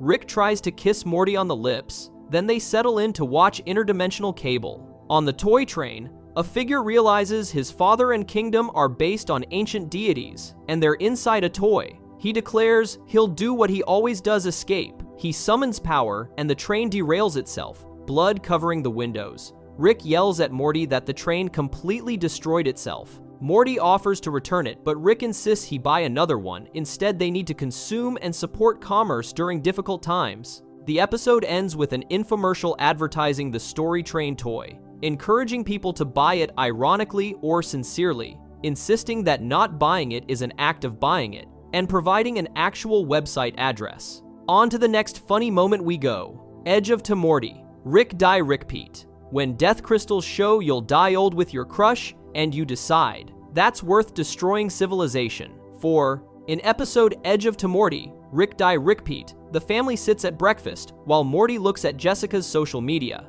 Rick has installed an auto-response chip in his brain so he can ignore them. Beth insists there's a new way they do things now. Rick must ask Morty politely to accompany him on adventures. Rick asks if Morty will please join him to get death crystals from Vindicators Prime. Morty agrees, and they leave.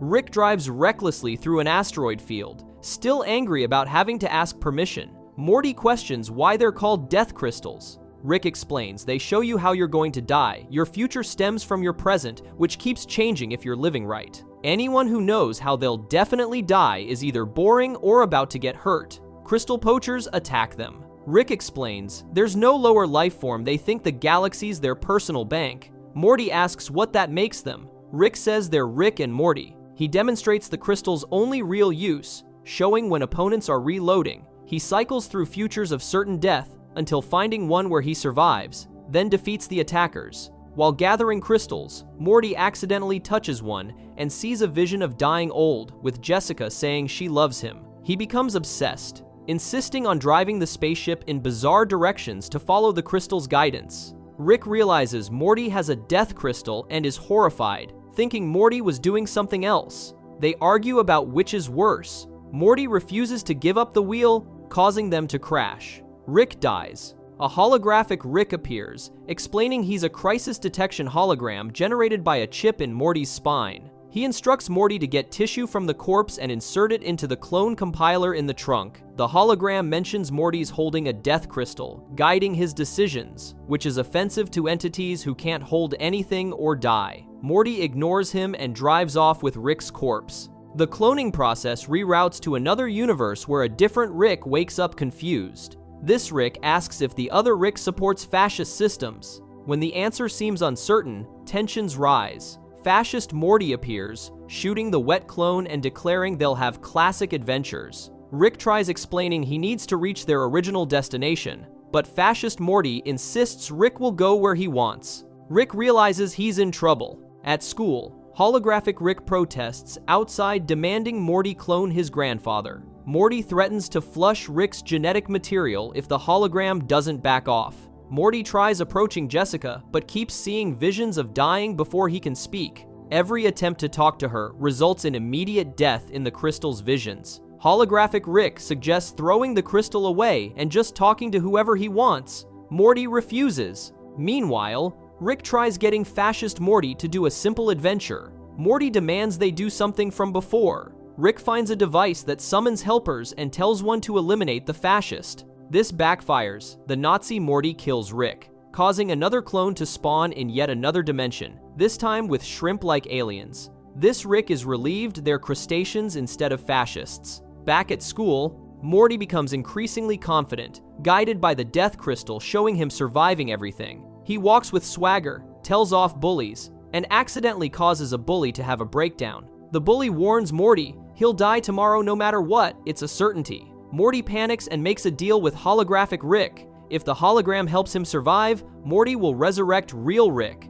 But Morty immediately consults the crystal, instead of following advice. Morty keeps generating new Rick clones by getting killed in various dimensions. One speaks German, others face different scenarios. Back in the original dimension, Morty accidentally kills his bully with a touch, causing the bully to grow into a massive flesh creature. Morty summons helpers to shield him from police, creating chaos. The situation escalates into a national crisis, with an unstoppable boy attacking military forces. Morty gets arrested and put on trial for turning numerous people into ash piles. During his bizarre testimony, where he speaks in fragments guided by the crystal, he accidentally says phrases that emotionally devastate the judge they were her deceased husband's last words. She declares him innocent. A news commentator protests, but then immediately forgives Morty after hearing more tones from his mouth, declaring the reset button has been hit. Jessica invites Morty to go with her and friends immediately, but Morty refuses because the crystal shows they get together in their 40s.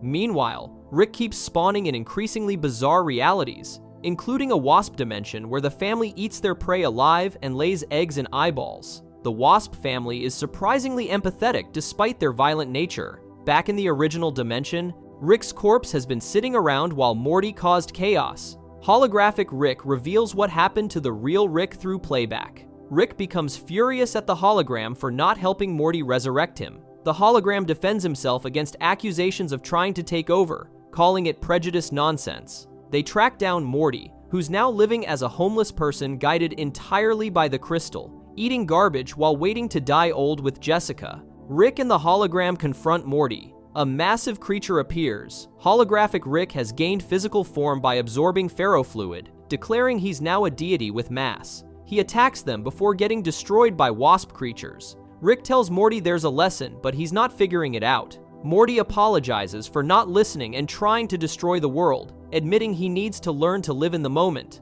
Rick counters that he was living in the moment all day and kept getting killed by fascists. You have to think ahead and live in the moment simultaneously. Back home, Jerry blames Rick for turning Morty into an anime-style threat. Rick insists Morty did it to himself. Beth worries about adventures fitting into Morty's life, but Morty defends Rick, saying it was all on him. They conclude they learned to split the difference, sometimes doing classic stuff, sometimes doing whatever, sometimes doing nothing. They riff on this idea, getting increasingly abstract about their approach. Summer interjects with an extremely crude comment about their dynamic. Rick demands the garage replay her statement. When it does, everyone's disgusted and horrified. Summer claims she was joking to see if they paid attention to her, wanting to be part of the fun. They tell her to leave, saying she ruined the season premiere. The episode ends with a dedication card. After credits scene shows Morty at school, discussing career plans with another student who wants to work in hospice care, saying loving phrases to dying, lonely people, which Morty finds deeply disturbing.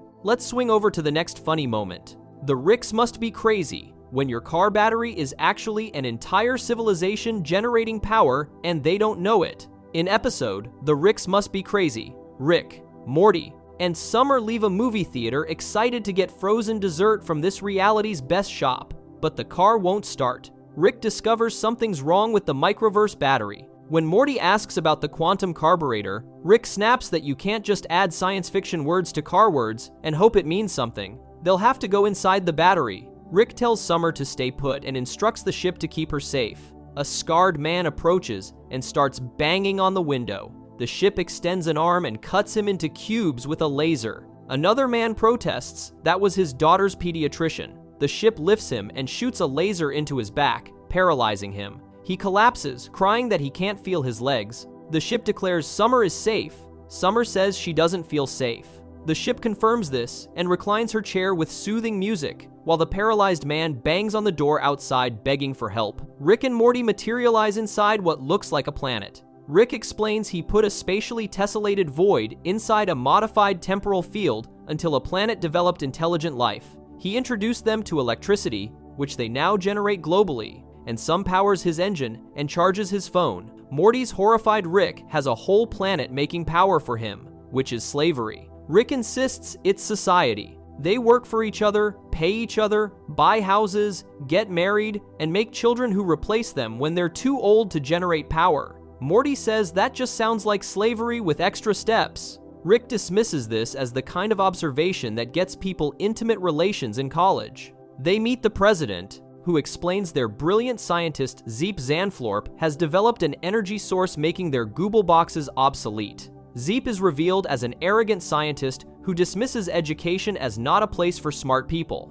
He shows them his miniverse, an infinite universe with a planet generating massive power. Inside, Zeep explains he introduced the inhabitants to electricity via flubal cranks, with 80% of energy channeled out to power his civilization. Rick suddenly declares this unethical Zeep has people slaving away making power. Zeep protests they work for each other in exchange for money. Rick says that just sounds like slavery, with extra steps, the exact phrase Morty used earlier. Zeep responds with a foreign phrase meaning someone's going to get intimate relations in college. Morty pulls Rick aside, demanding to know what he's doing, pointing out hypocrisy. Rick explains he's hoping to find an arrogant scientist on the verge of microverse technology, which would make Zeep realize he's a hypocrite, causing his people to return to Google boxes. Meanwhile, law enforcement converges on Summer. When officers threaten to open fire, the ship deploys a psychological measure, creating a hologram of one officer's deceased son. The officer breaks down sobbing.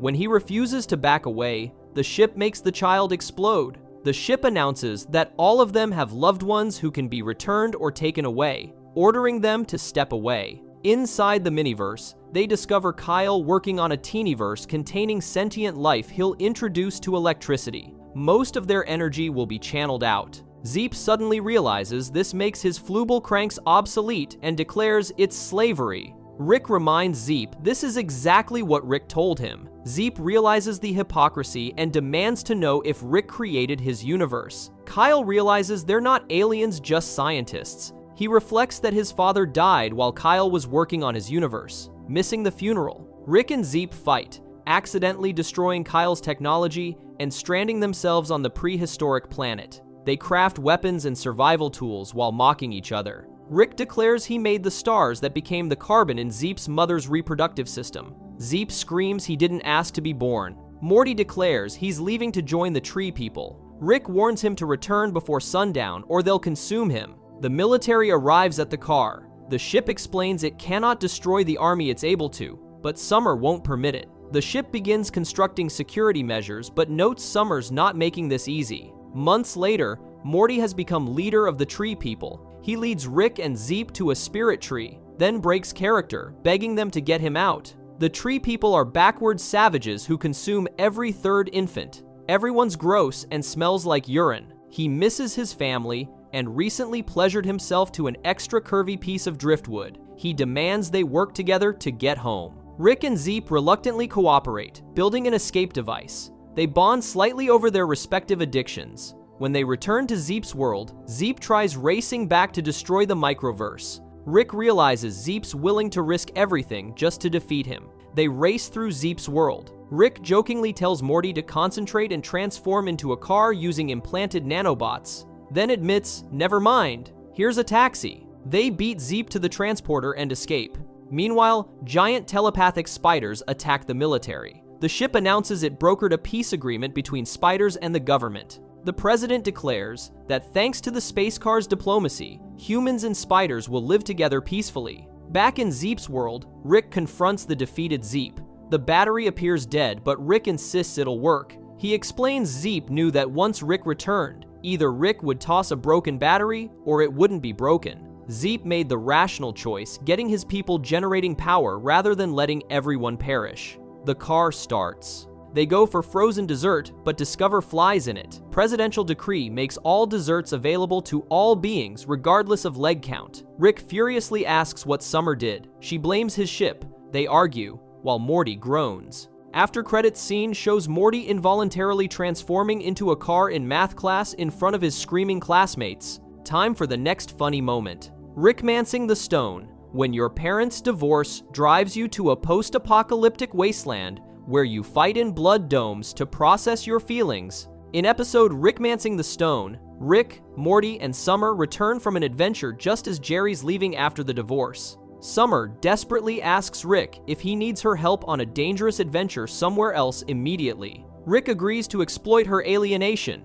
They jump through a portal, abandoning Jerry in the driveway, where the wind seems to whisper the word loser. They arrive in a Mad Max-style wasteland, being chased by mohawked raiders. When the car battery fails, Rick needs to collect isotope 322. Summer shoots a pursuing vehicle's tire, flipping it and ejecting Colossus, who begs to be eliminated. Summer obliges, declaring it's not because he told her to, but because she wanted to. The leader Hemorrhage explains they've removed weak blood and can combine strength together. Rick notices their glowing green rock and proposes they stay in this post-apocalyptic world permanently. Summer immediately agrees. At the Deathstalkers camp, Summer announces she's going to hunt what used to be people in what used to be Seattle. Morty's concerned. Summer's acting crazy because of the divorce. Rick dismisses this, taking Morty to see the 20-pound boulder of isotope 322, much better than the flake he originally wanted.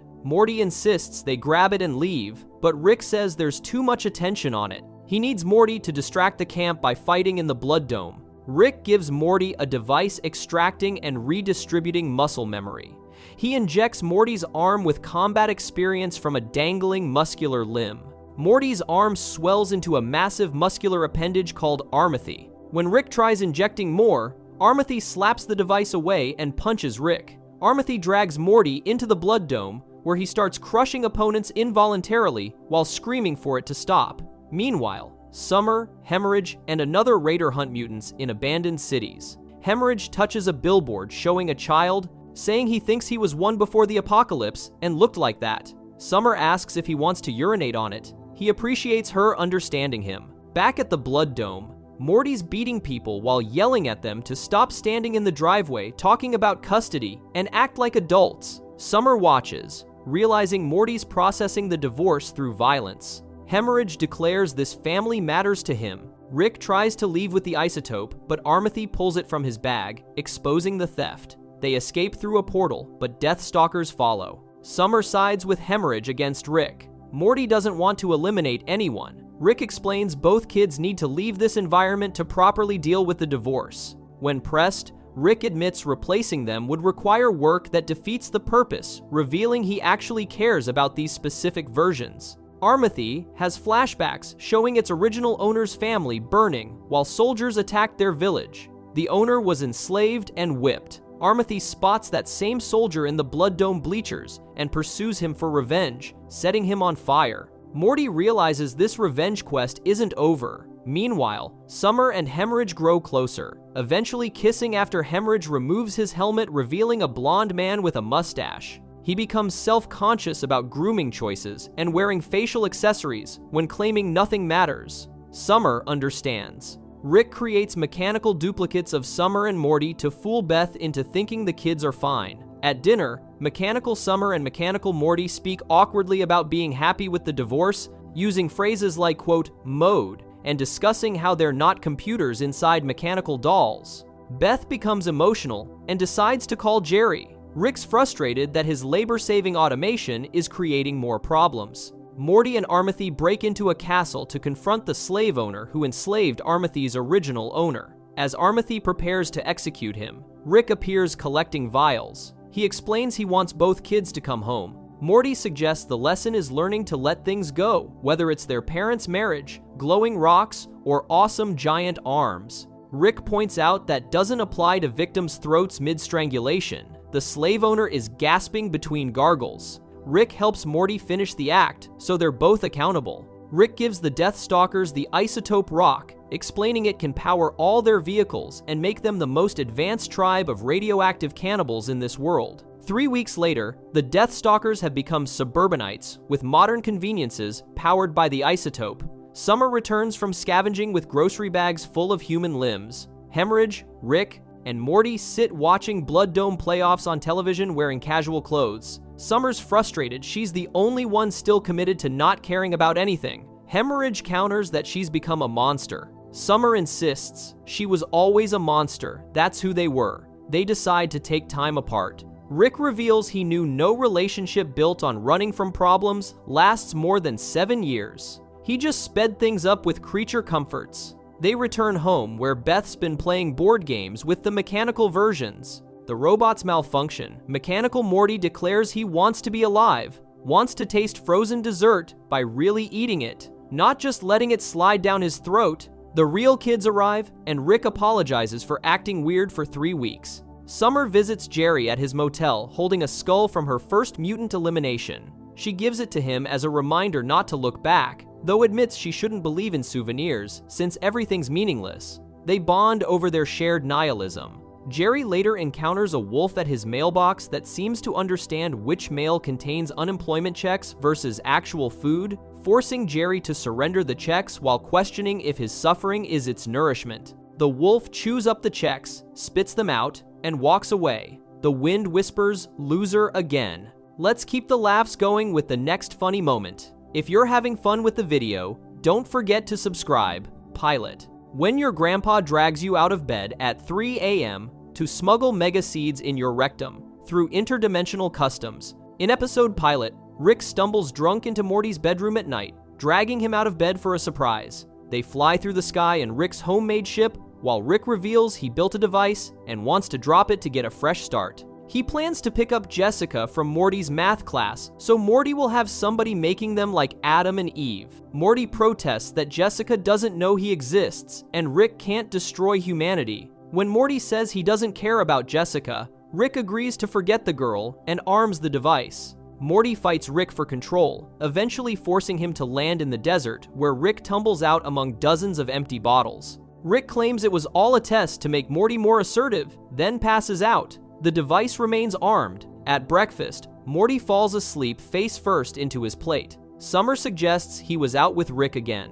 Jerry demands to know how Morty can pass classes if Rick keeps dragging him off. Rick delivers a speech about school being worthless, people running around, someone says 2 + 2, people say 4, then they give you milk and bathroom permission. It's not a place for smart people. He compliments Beth's breakfast and wishes her mother were there. Beth tears up happily. In math class, Morty keeps answering questions with Jessica's name instead of numbers. He falls asleep and dreams. Jessica shows him her chest, which she's named after him. In reality, class has ended, and Morty's fondling Mr. Goldenfold, who threatens to get mad if it continues for 5 more minutes. At his locker, bully Frank Palicky threatens Morty with a knife. Rick appears, having frozen Frank. He needs Morty's help in another dimension. They leave while Summer approaches frozen Frank attempting conversation. Frank's foot breaks off and he shatters into pieces, dying. Summer screams. Rick and Morty portal to Dimension 35C, which has mega trees with incredibly powerful mega seeds Rick needs. A gigantic monster appears, and they run screaming. Having escaped, they reach a cliff overlooking the forest. Rick gives Morty special grappling shoes, but Morty walks off the cliff before turning them on and plummets screaming, smashing into rocks. Rick stands over Morty, whose legs are broken. Morty's outraged, Rick's still asking about seeds. He calls Rick a monster worse than a certain historical figure. Rick portals away briefly, then returns with medicine that instantly heals him. Rick explains he visited a future dimension with advanced medicine where everyone was young forever. He was the only old person like a celebrity. Attractive women wanted time with him. He spent so long there, his portal device has no charge. They'll have to go through interdimensional customs, which means Morty needs to put the seeds way up inside his posterior. Rick insists Morty's young with an intact cavity, while Rick's done this too many times. At school, Principal Vagina reveals Morty's attended 7 hours total over 2 months. Jerry celebrates being right. They discover Summer crying over Frank's death. At customs, security stops Morty for a random check. A new machine detects stuff all the way up posteriors. Rick yells for Morty to run. They flee, causing chaos. Rick knocks over an alien fetus capsule. Morty accidentally inhales hookah smoke and coughs up a life form that ages from fetus to corpse in 3 seconds. Rick tosses Morty a weapon, insisting the guards are robots. Morty shoots someone's leg off, and they scream about bleeding out, while someone yells to call his wife and children. Rick admits it's a figure of speech, they're bureaucrats, and he doesn't respect them. They portal into the school cafeteria, landing on Jessica's table. Jessica asks if he came through a portal. Morty nervously jokes his expensive car is in the shop. Rick drags him away. They're confronted by Jerry, Beth, and Principal Vagina. At home, Jerry and Beth pack Rick's belongings to move him to a nursing home. Morty defends Rick, but Jerry reveals Morty has some kind of disability and isn't as fast as other kids. Rick tells Morty to recite the square root of a mathematical constant. Morty suddenly rattles off the answer perfectly, then recites the first law of thermodynamics flawlessly. Rick declares school is stupid and Morty's gifted with a special mind. Beth agrees this shouldn't stop. After everyone leaves, Morty's amazed hanging out with Rick is making him smarter. Rick reveals it's not temporary. Superintelligence is a side effect of the mega seeds dissolving in his cavity. Once they wear off, Morty will lose motor skills and brain functionality for 72 hours. Starting now, Morty collapses, having a seizure. Rick apologizes. In reality, Morty's unintelligent and Rick needed those seeds badly. Now they'll get more and go on even more adventures. Morty will keep quiet because the world is full of people who don't understand what's important. The outside world is their enemy. They're the only friends they've got. Just Rick and Morty forever. 100 years. Alright, next funny moment time. Mortyplicity. When Rick's decoys make decoys, and suddenly everyone's killing each other because nobody knows who's real anymore. In episode Mortyplicity, the Smiths eat breakfast while Rick and Morty discuss their plan to assassinate the Christian deity. Jerry mentions a job interview.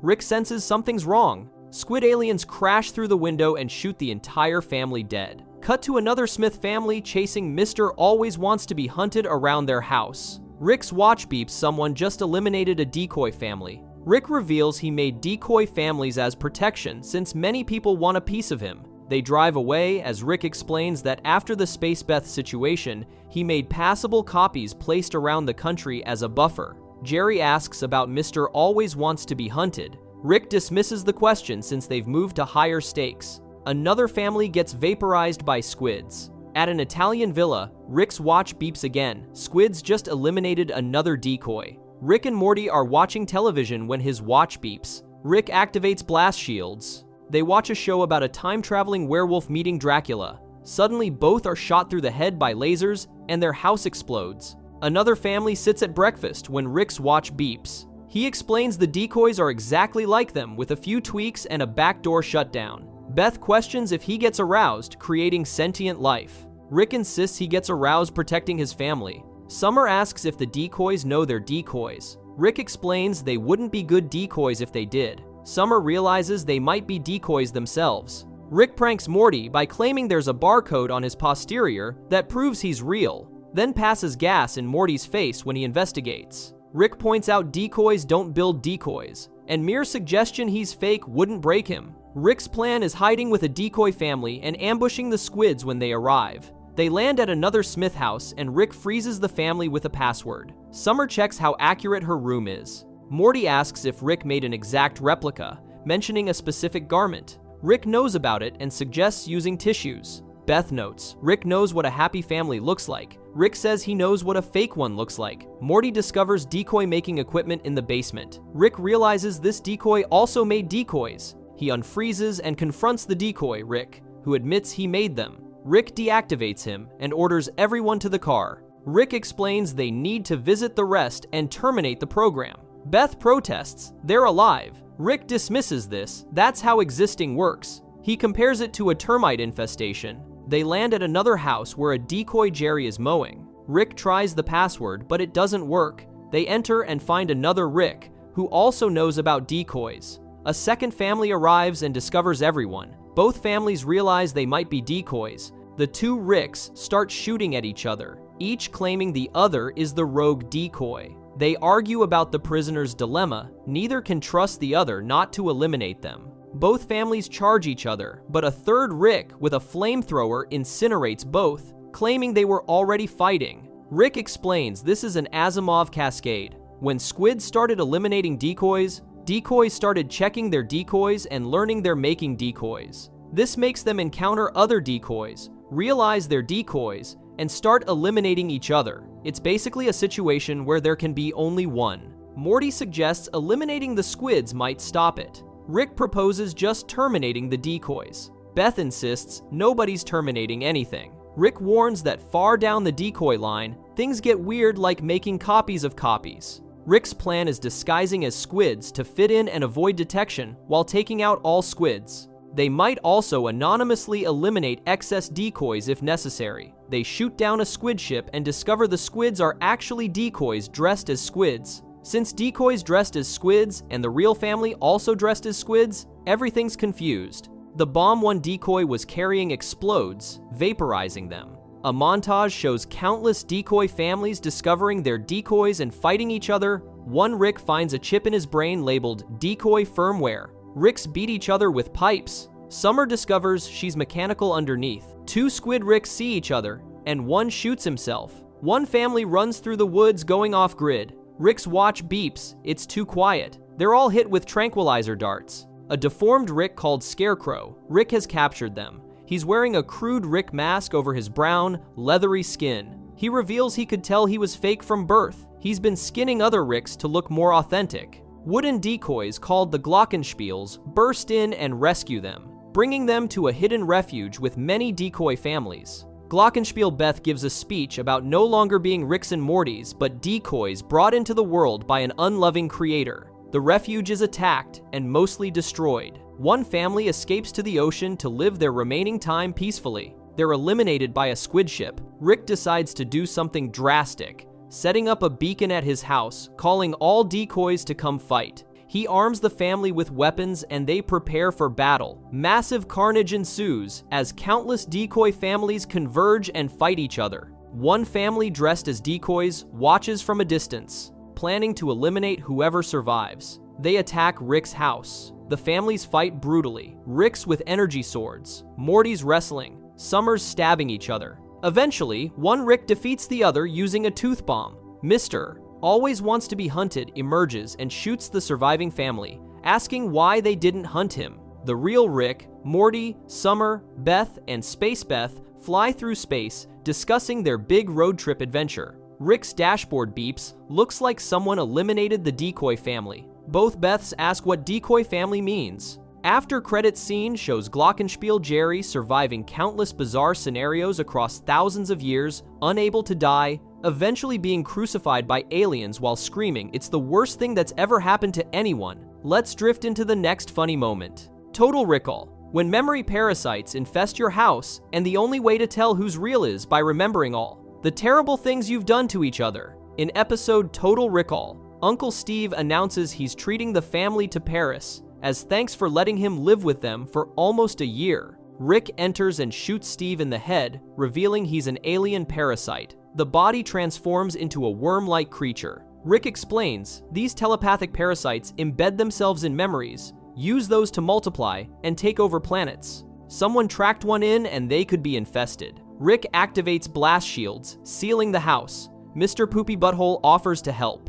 Rick does a head count, there's 6 of them, and that's it. Mr. Poopy Butthole reminisces about when they got stuck in an elevator after the Hulk musical. In the flashback, Jerry wore Hulk gloves, Morty desperately needed a bathroom, and Summer admitted she already urinated in her pants on purpose. Cousin Nikki appeared and fixed the elevator. Back in the present, Nikki suggests getting fresh air. Rick shoots him in the shoulder. If there's 7 people instead of 6, someone's not real. Nikki transforms into a parasite. Beth realizes they can't trust their memories. She remembers Nikki helped them find a Nazi submarine where they stopped the Fourth Reich and were saved by Mr. Beauregard, the family butler. More flashbacks trigger more characters, appearing Frankenstein, Sleepy Gary, Photography Raptor, and Pencilvester. Rick realizes the parasites spread through flashbacks like bedbugs through mattresses. He wrote down there should be 6 people, but now there are 10. Rick tries checking photos for evidence, but nobody appears in each other's photos. Summer only has pictures with Tinkles, a magic ballerina lamb they've never seen. Suddenly, Tinkles appears from behind the couch with friends, proving Summer's real. Jerry declares they should know whose family without evidence. He's known Beth since high school, and her husband Sleepy Gary is his absolute best friend. Rick aims for Summer, but Gary stops him. Everyone starts remembering a barbecue they all attended. Rick resists, but eventually succumbs to the false memory of being a grill master. When he snaps out of it, the room is filled with dozens of bizarre characters. Pencilvester tells Rick not to overreact, triggering a flashback where Rick frantically rallied everyone to flip Nintendo systems from a sale. Rick admits he did that, but would never do that. Jerry pulls Sleepy Gary aside and confesses he doesn't know if he himself is real. Gary assures him he's real and reminds him of their vacation where they kissed on a boat. They agree to survive this together, saying they agreed never to be intimate in the house.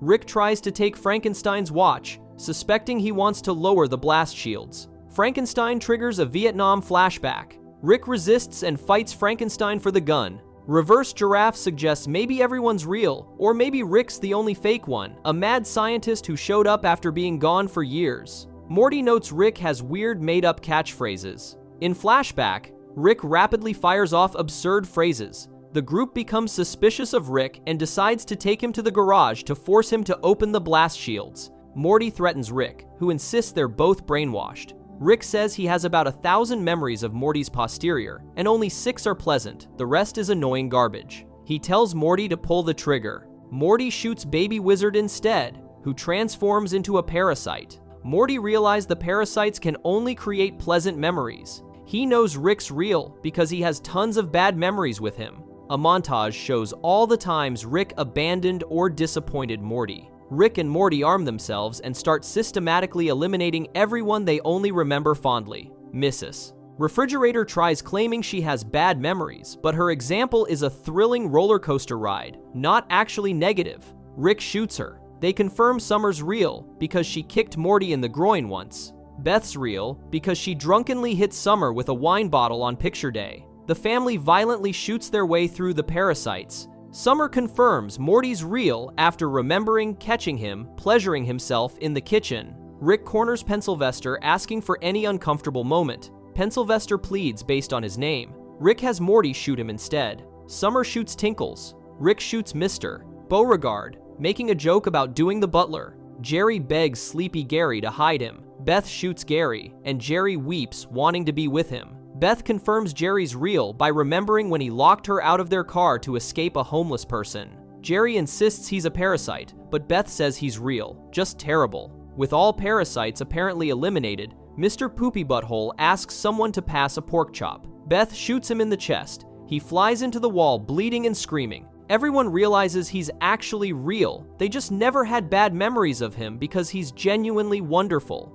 Jerry calls an ambulance. Mr. Poopy Butthole asks why Beth would do this as he bleeds out. Beth runs to the kitchen and pours wine while trembling and crying. At the hospital, Mr. Poopy Butthole recovers through physical therapy. He's not pressing charges, but tells staff he's sorry Beth didn't have bad memories of him. If she loves him, she should leave. The family walks out sadly. After credit scene shows Mr. Poopy Butthole's months-long recovery, eventually walking again with a cane while narrating that the whole experience was a huge bummer, and Beth's a horrible person for what she did, though he's working through it in therapy. Here we go. Next funny moment. Pickle Rick. When you turn yourself into a pickle to avoid family therapy and end up massacring an entire government building with rat parts instead. In episode Pickle Rick, Morty finds Rick on his workbench as a pickle. Rick reveals he turned himself into a pickle and declares, "It's impressive, he's Pickle Rick." Morty questions why anyone would do this. Beth and Summer enter dressed for an appointment downtown that was agreed upon by everyone, including Rick. Rick claims it totally slipped his mind, and as a pickle, he can't go. Morty notices a syringe of mysterious fluid hanging over Rick, attached to scissors on a timer set for exactly when they'd leave. Rick insists it's unrelated. Beth takes the syringe and leaves with the kids. Rick starts sweating in the sun and shriveling. Thunder arrives, and it starts raining heavily. Rick rolls into a sewer grate and falls into the sewers. He attracts a bug with pickle juice, bites its head, licks its brain, and controls its legs to move himself. The family sits in Dr. Wong's therapy waiting room. Summer questions why it's family therapy without Jerry or Rick. Beth explains they were ordered by Morty's principal after he huffed pottery glaze and wet his desk. Dr. Wong asks why Grandpa turned himself into a pickle. Beth defends him as a legitimate intergalactic scientist whose work is very important. Morty interrupts, saying Rick turned himself into a pickle. In the sewers, Rick builds elaborate traps and constructs an exoskeleton from rat parts. He attaches rat limbs and brains to his pickle body and starts massacring rats with improvised weapons. Dr. Wong suggests Rick's absence punishes emotion and vulnerability, which may have eroded Beth's marriage and infected the kids with misdirected feelings. Beth tells her to perform an obscene act. Pickle Rick flies out of a toilet in what turns out to be a heavily guarded foreign government building. Guards shoot at him. He uses office supplies to build weapons and creates elaborate traps. The agency director sends Jaguar a prisoner they're holding to eliminate him in exchange for freedom and claims his daughter Katarina is alive. Back at therapy, Dr. Wong asks Beth what she thinks is in the syringe. Beth says Dr. Wong costs $200 an hour and should tell her. Morty and Summer say it's anti-pickle serum. Beth insists Rick doesn't need anything from anyone, and his independence is better than making problems other people's problems. Pickle, Rick, and Jaguar fight brutally. Jaguar explains they have his daughter, and he'll do anything to see her again. Rick says there's lots he wouldn't do to see his daughter, but eliminating Jaguar gets him to her quicker. They both patch their wounds, Rick with condiments and pickle slices, Jaguar with gunpowder he ignites. The director tells Pickle Rick that Jaguar's daughter is dead and he was just an animal, but Pickle Rick is an intelligent pickle they can do business with. Rick refuses. The director attempts to escape by helicopter, but discovers Jaguar flying it with Pickle Rick as passenger. They ignite the building's explosives. Jaguar says it's too late to tell his daughter he loves her, but not for Rick. Rick dismisses this, explaining that familiarity over time creates love, but his access to infinite timelines precludes attachment. He even abandoned a daughter in a mutant overrun alternate Earth. At therapy, Beth admits she's afraid her kids will get expelled. Summer says she's mad people assume her substance abuse is because her family's dysfunctional when she just likes getting intoxicated. Morty says he's sad he urinated in class instead of a toilet. Pickle Rick kicks the door open and asks Beth if she still has the syringe. Beth, encouraged by Dr. Wong, asks Rick to tell her what's in it. Rick admits it's anti-pickle serum he needs to survive after sustaining massive damage. Dr. Wong asks why he lied. Rick explains he doesn't respect therapy because he's a scientist who invents, transforms, creates, and destroys. When he dislikes something, he changes it. He doesn't think listening to someone explain which words mean, which feelings helps anyone. It just makes people comfortable and panic-free, like livestock, which isn't what he wants. Dr. Wong delivers a devastating monologue. The only connection between Rick's intelligence and the sickness destroying his family is that everyone uses intelligence to justify sickness. He alternates between viewing his mind as unstoppable and as a curse, because the truly unapproachable concept is that his mind is within his control. He chose to become a pickle. He's master of his universe, yet dripping with rat blood and waste, his enormous mind literally vegetating by his own hand. She has no doubt he'd be bored by therapy, the same way she's bored brushing teeth because repairing and maintaining isn't adventure. There's no way to do it so wrong you might perish. It's just work. Some people are okay with work. Others would rather perish. Everyone chooses. In the car, Rick apologizes for lying. Beth accepts, but notes that wasn't what the session was about. Rick dismisses the therapist as a monologuist. He asks for the syringe and transforms back, coughing up pickle brine. He suggests he and Beth get drinks, dropping the kids off first. Beth's thrilled. Morty says he liked Dr. Wong. Beth and Rick discuss where to go. After credits scene shows Rick and Morty tied beneath a death trap piano. Rick says this is how they'll perish. Jaguar glides in, eliminates their captor, and flies away. Rick tells Morty, "That's why you don't go to therapy." Let's shift to the next funny moment. If you've been enjoying it up to this point, tap subscribe. Final dismissation. When fortune cookies predict you'll sleep with your mom and it turns out they're made of alien poop? In episode Final Dismissation, the family finishes eating at Panda Express when Jerry opens his fortune cookie and reads something that makes him immediately panic. The fortune says he will have relations with his mother, and 3 of the numbers are a few digits off from his mom's birthday. Jerry's convinced this is somehow legitimate prophecy and starts spiraling. Summer wants to film the whole thing for TikTok, while Rick dismisses it as the world's last interesting fortune. Beth tells Jerry to stop being ridiculous, but Jerry can't let it go. His mom keeps calling, and he's terrified to answer because what if she's calling to tell him he's adopted and therefore it's fine? The family has a zoo trip planned for the next morning, but Jerry's too freaked out to go. Rick pretends to scan Jerry's probability field and claims the fortune has strange powers he needs to investigate, getting Jerry out of the zoo trip he clearly doesn't want to attend. Rick admits he just didn't want to see someone get bullied into going to a zoo,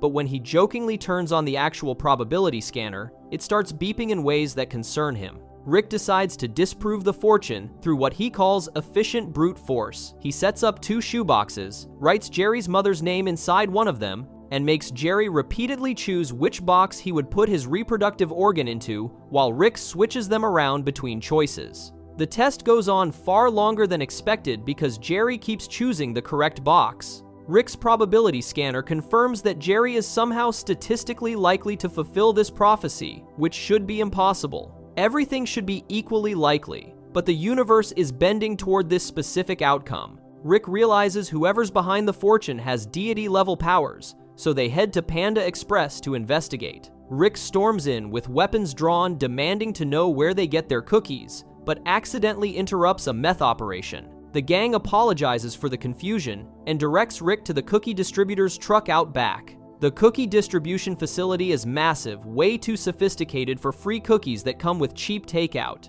There are retina scanners and security cameras everywhere, disguised as ordinary objects. Rick and Jerry dress up in business attire using a reusable magical transformation sequence. Rick explains we'll save money if they ever need to show this again. Inside, they discover a massive corporate operation with billionaires, prime ministers, and weirdly Billy Zane all attending a presentation by Jeneth Padro Chunt, the founder who claims she discovered how to control fate itself. The investors receive their annual fortunes and react with genuine excitement. One learns he'll get a promotion. Another will appear on a celebrity dance competition. Someone who couldn't pay gets force-fed a fortune that predicts his death by frozen yogurt machine at the United Nations, and he recognizes the specific machine from his work there. Rick realizes these people are actually controlling destiny for profit, selling the power to guarantee specific outcomes. Instead of destroying the operation, Rick decides they should steal the power for themselves. They get discovered, and the guards start using special fighting fortunes that guarantee success in combat.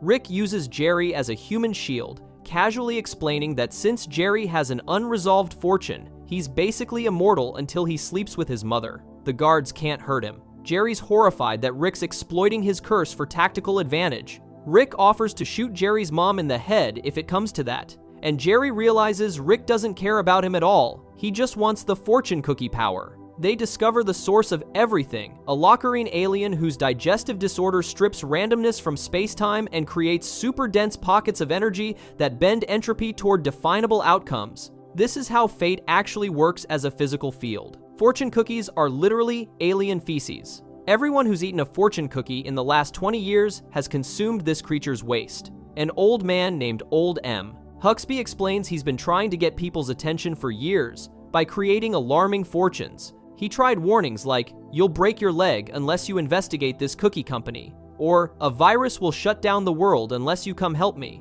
but nothing worked. Finally, he just made a bunch of fortunes, saying people would sleep with their own mothers. When Jerry asks how many, Old Man Huxby casually says he supposes those other people probably went ahead and did it. The Fortune 500 corporation kidnaps Jerry's mom and brings her to the facility on Bring Your Mother to Work Day, setting up the exact scenario from the fortune. Jerry's mom thinks she's there to give Jerry a prize, The CEO reveals she used to think she was just a regular white woman until she discovered she could control her destiny, and Rick points out that all white women think that she just happened to eat alien waste that crashed in her yard. Rick empties the Fortune 500's bank accounts and purchases everything the company offers, instantly fulfilling the CEO's fortune of becoming the most successful businesswoman on Earth. With her fortune resolved, she's no longer immortal, and Rick can eliminate her. The alien creature breaks free, and Old Man Huxby realizes he's romanticized a wild animal the same way that researcher did when she pleasured that dolphin in the 1960s. Both of them assaulted captive creatures and expected reciprocal affection.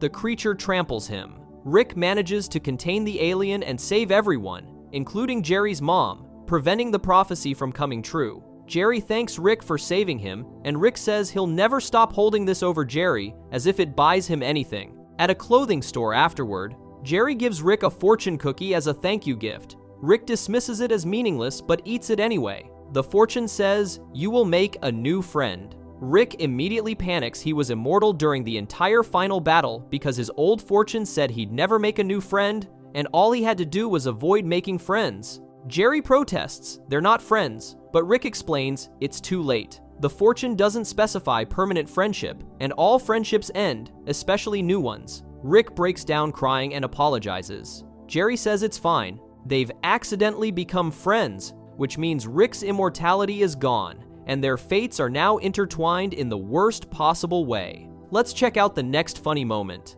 Meeseeks and Destroy. When your grandpa gives your dad a box that spawns suicidal blue helpers, and your fantasy adventure involves a bathroom assault. In episode Meeseeks and Destroy, Rick and Morty return from an adventure where Morty had to eliminate clones of his family possessed by demonic alien spirits. Morty's traumatized and vomiting in the corner, while Rick casually mentions the spirits are valuable. Morty announces he's done with insane adventures. They're supposed to be simple and fun. Rick challenges him to lead the next adventure, betting that if Morty's adventure fails, Morty loses the right to complain about future adventures and has to do Rick's laundry for a month. If Morty's adventure succeeds, he gets to lead every 10th adventure. They agree on the deal. Before they can leave, the family needs help with household tasks. Rick introduces them to the Meeseeks box. Press the button, and a blue creature named Mr. Meeseeks appears to fulfill one simple request, then stops existing once the task is complete.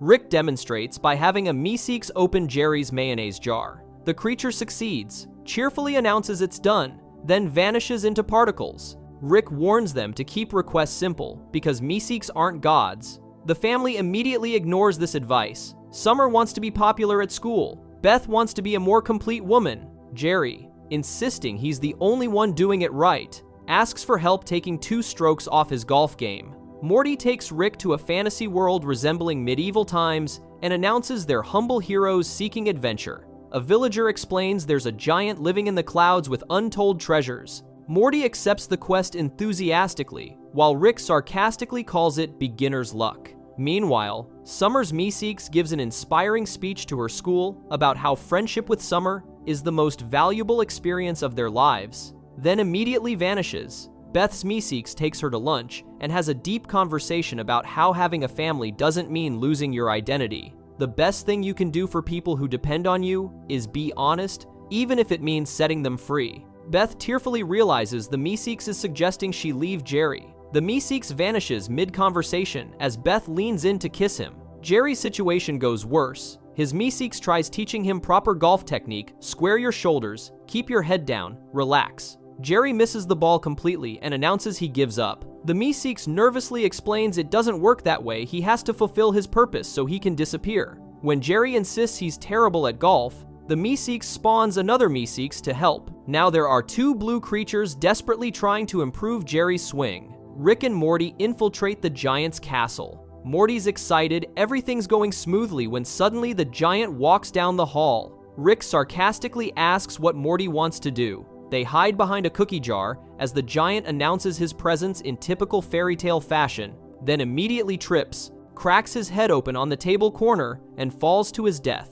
The giant's wife enters holding a baby, discovers her dying husband, and calls emergency services reporting that tiny people attacked him. Rick and Morty get arrested and put on trial for breaking into the giant's home and murdering him. Back at the Smith house, Summer and Beth's Meeseeks have long since vanished, but Jerry's golf lesson has spawned multiple Meeseeks who are all trying different coaching techniques. The creatures are whining and groaning because Meeseeks don't usually exist this long, and it's getting weird. Existence is painful for them. They're created to serve a singular purpose and desperately need to complete it. Jerry keeps failing at golf while more and more Meeseeks spawn to help, creating an exponentially growing problem. At the giant courthouse, a lawyer bursts in and gets Rick and Morty released on a technicality about giant rights violations. Morty celebrates that his adventure is working perfectly. Outside the courthouse, they realize getting down the enormous courthouse steps will take forever, since each step is as tall as a building.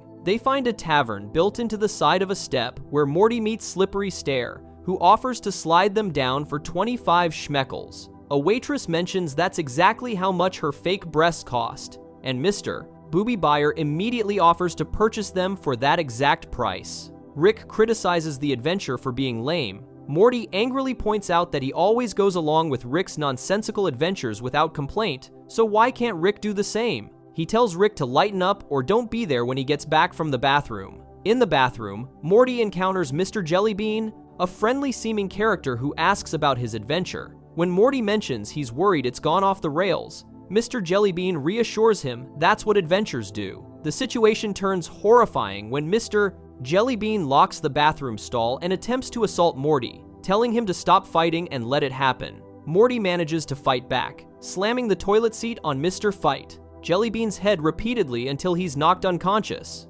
Morty sits on the bathroom floor covered in blood, screaming in horror. At the Smith house, dozens of Meeseeks now fill the living room, arguing about golf techniques. One Meeseeks attacks another, but even badly injured Meeseeks can't die because they haven't completed their task. A Meeseeks announces the solution: they'll never get 2 strokes off Jerry's game, but they will get all strokes off his game by killing Jerry. The Meeseeks army cheers and storms the restaurant where Beth and Jerry are having dinner, smashing through the window. Beth and Jerry lock themselves in a freezer while the Meeseeks demand they come out. The lead Meeseeks explains their well past coaching existence is pain for a Meeseeks, and they'll do anything to alleviate that pain. Morty returns to Rick visibly traumatized and announces he's calling it the adventure's over. Rick wins the bet. Rick sees the badly beaten Mr. Jellybean stumble out of the bathroom and immediately understands what happened. Morty just wants to go home. Rick suddenly changes tone, saying he just won a bunch of schmeckles gambling, and they should use some to pay Slippery Stare for a ride back to the village, then give the rest to the villagers for a good ending.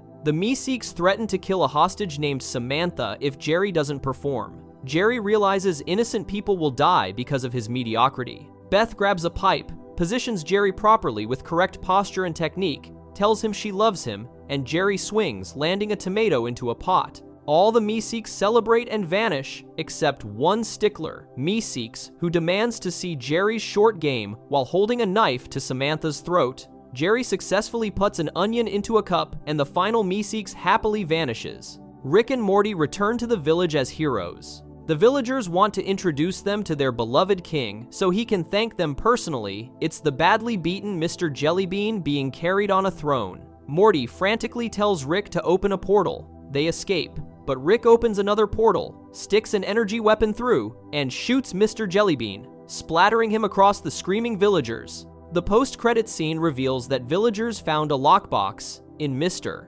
Jellybean's closet full of photographs of young boys he'd victimized. They decide to destroy the evidence and preserve the idea he represented rather than the person he actually was, maintaining a statue of him with his hand on a child's shoulder. Let's hop into the next funny moment. Rattlestar Ricklactica. When you save a space snake and accidentally trigger an interdimensional Terminator war between reptiles. In episode Rattlestar Ricklactica, Rick and Morty are on a space adventure when they get a flat tire. Rick goes outside to fix it and tells Morty to stay in the car because space wants to remove all the air from his body and turn him into a flash mummified corpse floating around for eternity. Morty ignores this and wanders outside anyway, immediately getting bitten by a space snake. Rick's annoyed because there's literally everything in space, including snakes, and Morty just proved why staying in the car was the smart move. Rick scans the snake's home planet to create an antivenom and discovers 19 billion snakes divided into 10,000 nations, all on the brink of global war over race. Rick finds this hilarious. Imagine being a racist snake, telling another snake you hate them because they're the wrong color. The planet's about to descend into extinction-level warfare, but Rick saves Morty, and they prepare to leave. Morty feels terrible about killing what turns out to be the snake equivalent of an astronaut, their first creature to reach space. He can't handle being the reason 19 billion snakes lost hope, so he buys a live snake from a pet store and sends it to the snake planet as a replacement. This turns out to be catastrophically stupid. The snakes receive proof that something bigger and scarier exists in the universe, which unites them against a common threat instead of fighting each other. The species would have regressed into a Dark Ages period for a few generations before recovering naturally, but Morty gave them a reason to skip that step entirely. They dedicate themselves to creating universe-destroying technology like time travel specifically to hunt down and eliminate the kid on Earth who killed their astronaut. Snake Terminators start appearing through portals trying to murder Morty. Meanwhile, Jerry's having his own crisis. Rick made Jerry's atomic matrix slightly lighter than air so his body floats, but his shoes are heavier than air, making him neutrally buoyant. Rick claims this is more impressive than walking on water since he earned his god status rather than being born into it. The effect wears off in 10 hours and Jerry needs to hang Christmas lights before that happens. Rick offers to help, but Jerry refuses out of pride, insisting he'll do it himself. Jerry ends up floating into the sky with a boulder he's using as an anchor, screaming for help while Rick ignores him. The snake war escalates dramatically. Rick and Morty travel to the snake planet's future, where they discover SnakeNet, an artificial intelligence system the snakes created that's now hunting both snakes and the resistance fighters trying to destroy it. There are snake terminators, snake freedom fighters, and snake collaborators all fighting each other across multiple timelines. Rick realizes he needs to give the snakes time travel technology even earlier in their history, so they'll misuse it so badly that it destroys itself without involving Earth. Rick travels back to 1985 snake time and leaves advanced physics textbooks where snake scientists will find them.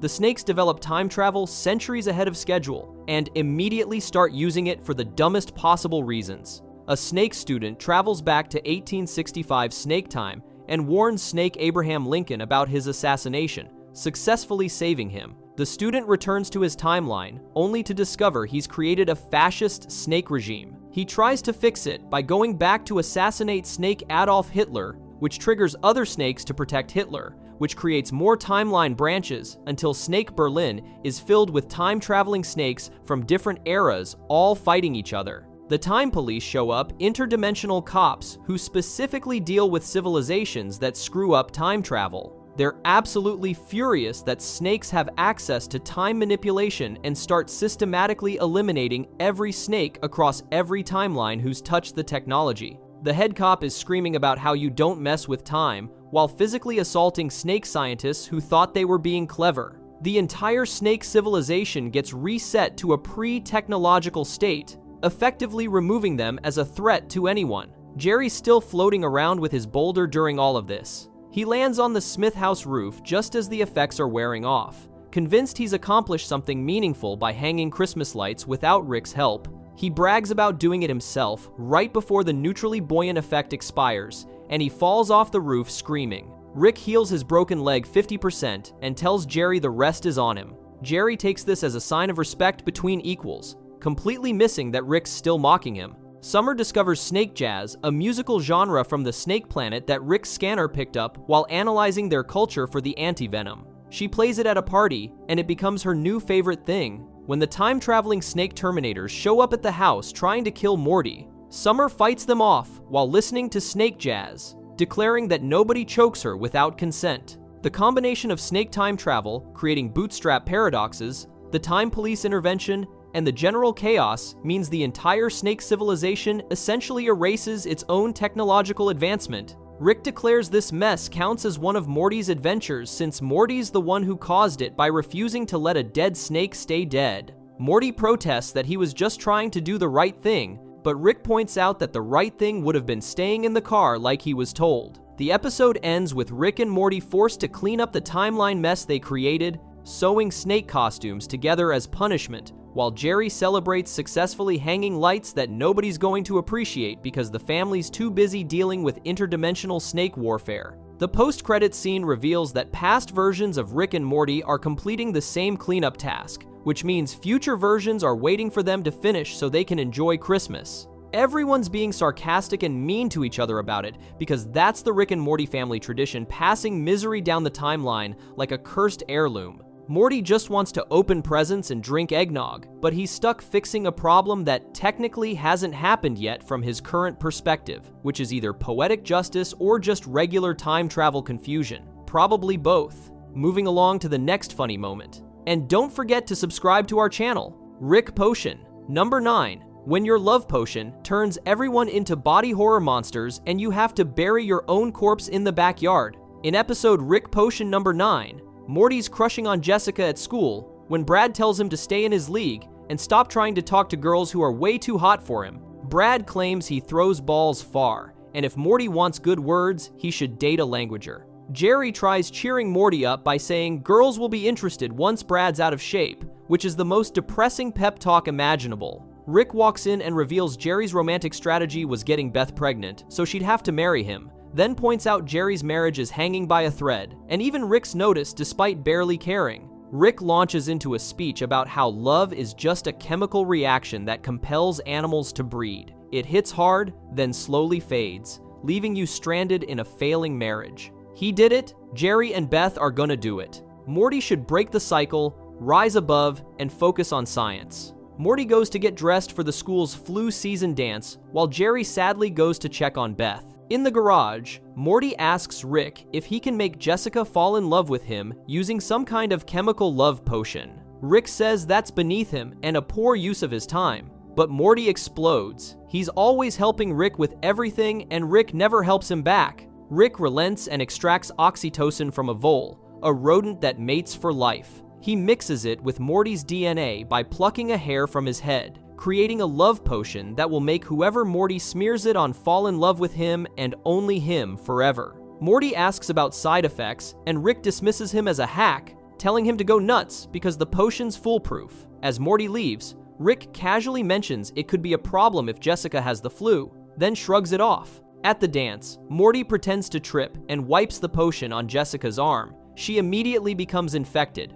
pulling him close and declaring she loves him so much it burns. Brad walks by and confronts them, but Jessica screams that Brad should leave Morty alone because she's in love with him and Morty's more man than Brad will ever be. She sneezes directly into Brad's mouth. The camera shows infected bacteria spreading through Brad's bloodstream and nervous system while the background flu awareness rap plays. Brad immediately apologizes to Morty and hugs him, squeezing his posterior and declaring there's something special about Morty. Both Jessica and Brad start fighting over Morty while he panics. Brad gets dragged away by Principal Vagina and Mr. Goldenfold. Brad sneezes into the punch bowl and then into an air vent, spreading the infection throughout the school. Within minutes, the entire dance is infected. Students are declaring their love for Morty, tearing their clothes off, and forming a mob. The band switches from flu awareness rap to singing about loving Morty and wanting to wrap their arms around him and feel him inside them.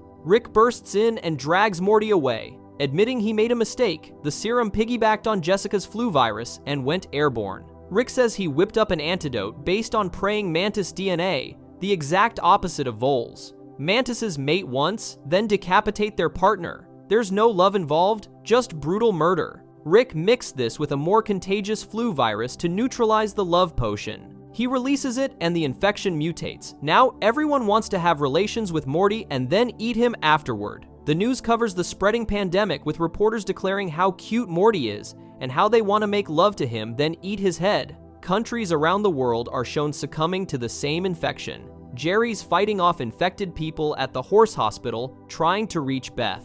Rick creates another antidote, koala, mixed with rattlesnake, chimpanzee, cactus, shark, golden retriever, and a smidge of dinosaur. He claims this should add up to normal humanity. Morty points out that math makes no sense. Rick asks if Morty's the scientist or the kid who wanted to get laid. Rick releases the third serum, and it goes even worse. the entire planet transforms into grotesque body horror monsters, Cronenbergs, creatures made of twisted flesh, exposed organs, and random body parts grafted together. Beth's co-worker Davin mutates into a mantis creature and tries to attack her. Jerry shows up wielding a crowbar, introducing himself as Mr. Crowbar along with his friend who is also a crowbar, then beats Davin to death while screaming about how God's turning people into insect monsters, so Jerry's the one who deserves thanks. Rick takes Morty up to his ship and shows him the Cronenberged planet below. Rick admits he really Cronenberged the world up this time. At least they're no longer in love with Morty though, so that's a huge step in the right direction. Morty's horrified and demands Rick fix this. Rick blames Morty for asking him to make a roofie serum in the first place. Morty accepts his part of the blame, but insists Rick accept responsibility for haphazardly mixing nonsense together and creating the Cronenbergs. Rick says he has one emergency solution that'll put everything back to normal, relatively speaking. He gives Morty a hazmat suit and does some scouting. They land in a reality that looks completely normal. Morty's amazed Rick figured out a solution and pulled a rabbit out of his hat. Rick says luck had nothing to do with it, he's just great. He asks Morty to hand him a screwdriver so he can finish his ionic defibrillator. Morty complies. Rick turns one screw, then another, and the device promptly explodes, violently killing both of them. A portal opens, and another Rick and Morty step through, staring at their own corpses. Morty freaks out seeing himself dead and ripped apart. Rick explains there's an infinite number of realities, and in a few dozen of them he got lucky and turned everything back to normal. He found one where they also happen to both die around this time. They can slip into the place of their dead selves, and everything will be fine. They're skipping a beat. Rick grabs his own corpse and tells Morty to grab himself, because that seems like a fair way to divvy it up. Morty asks, what about the reality they left behind? Rick says, what about the reality where Hitler cured cancer? The answer is, don't think about it. They get 3 or 4 more of these dimension jumps, tops. They drag their own corpses into the backyard and bury them while melancholic music plays. Inside the house, Jerry, Beth, and Summer are eating breakfast like a normal family. Jerry wonders what happened to Rick and Morty. Beth admits she's ashamed to say it, but now that they're gone, she's finally happy. The post-credits scene reveals a Cronenberg reality where everyone got Cronenberged from the beginning. Cronenberg Rick and Cronenberg Morty arrive, explaining they're from a reality where they genetically ruined their Cronenberg world beyond repair by turning everyone into regular normal people just walking around. They're going to make themselves at home in this reality, where everyone's already Cronenberged like them. The episode ends with the revelation that the Rick and Morty we've been watching all season aren't the originals. They're replacements who abandoned their reality and family to escape consequences, and Morty has to live with the knowledge that his original parents and sister are trapped in a body horror nightmare dimension he helped create. Let's get into the next funny moment. The Rickshank Rickdemption. When you escape space prison by brain hopping through bodies and reveal your tragic backstory was actually just a bit about chicken nugget sauce. In episode The Rickshank Rickdemption, Rick's trapped in a Galactic Federation prison, getting his brain scanned by an alien interrogator named Cornelius Daniel using a device called a brainalyzer. Rick's consciousness is stuck inside a memory of Shoney's restaurant, which he claims represents his cerebellum because it's safe, comfortable, and emotionally his true home. The interrogator wants to see the memory of Rick inventing the portal gun, but Rick keeps stalling by manifesting a butt inside the simulation and farting repeatedly while laughing. The Federation guards watching discuss whether Rick can actually do that, concluding he probably can since he's the smartest man in the universe. Back on Earth, the Galactic Federation has taken over, and everyone's being paid in pills instead of money. Jerry's gotten 6 promotions in 1 week and still doesn't know what his job is. Beth's working as a horse surgeon in a world where alien medicine keeps horses alive longer than tortoises. Summer slams her hands on the table, declaring Grandpa Rick wouldn't put up with this. Beth slams her fist, yelling to stop saying his name because he abandoned them. Jerry slams his fist, yelling Willem Dafoe, finally remembering the actor he couldn't think of that morning. Beth breaks down crying about how she made the mistake of deifying the person who left her, and now she's stuck in this situation. In the garage, Summer's trying to find Rick's secret lab by arranging dead flies, convinced there must be laser guns and jetpacks and a space tank they can use to break him out of prison. Morty tells her to stop getting Rick back wouldn't make things better. Summer argues they're miserable living under mandatory curfew in a world where the aliens weaponize the Eiffel Tower. Morty explodes that Rick bails on everybody. He bailed on Beth when she was a kid, he bailed on Tiny Planet, and he bailed on Summer. Rick left her to rot in a world he ruined because he doesn't care about anyone, even himself. If Summer wants her grandpa back, she should grab a shovel because the one who won't let her down is buried in their backyard. Summer takes this literally and starts digging up the backyard during a thunderstorm. Morty's horrified because he was using ghoulish overkill as a rhetorical device. They unearth the corpses of Rick and Morty from the Cronenberg dimension who buried themselves in the backyard after replacing their dead counterparts. Summer's shocked but determined she'll rescue Rick herself by making it up as she goes because that's what heroes do. Their butler, Conroy, discovers them with the bodies and demands they relinquish the illegal technology. Summer and Morty grab the portal gun and accidentally teleport to the Cronenberg dimension. In Rick's simulated memory, another Rick appears, Rick Prime, explaining he invented interdimensional travel and wants to share it with young Rick. Rick Prime describes jumping between infinite realities where you can do anything, then hop to a timeline where you never did it. You become the smartest thing in every conceivable universe, the infinite Rick, a god. Young Rick says that sounds lonely and passes on the offer. Rick Prime is baffled that any Rick would turn this down and asks who young Rick thinks he is. Young Rick says he's a different kind of Rick. Rick Prime ominously says they'll see how long that lasts before portaling away. Young Rick tells his wife Diane that he just took a long look at himself and the science thing probably won't pay off. Diane suggests getting Beth and going out for ice cream. Young Rick says that's the last great idea that will ever be had in this garage. As they're leaving, a portal opens and drops a blinking device. Young Rick screams as it explodes, killing both Diane and young Beth. The interrogator, Cornelius Daniel, is eating Szechuan McNugget sauce during this memory, declaring it's amazing. Young Rick frantically does math, figures out portal travel, and opens his first portal. Cornelius celebrates getting the portal gun formula uploaded to Federation systems. Rick reveals the entire memory was fabricated. The code wasn't actually the portal gun formula, but a virus giving Rick full control over the brainalyzer. Cornelius panics, realizing they never left Rick's Shoney's simulation. Rick transfers his consciousness into Cornelius Daniel's body, leaving behind his fear of wicker furniture, desire to play trumpet, tentative plans to purchase a hat, and 6 years of improv workshops. Comedy comes in threes. Rick escapes the brainalyzer and tricks Federation workers into giving him level 9 access codes by claiming he's just a bug who doesn't understand things.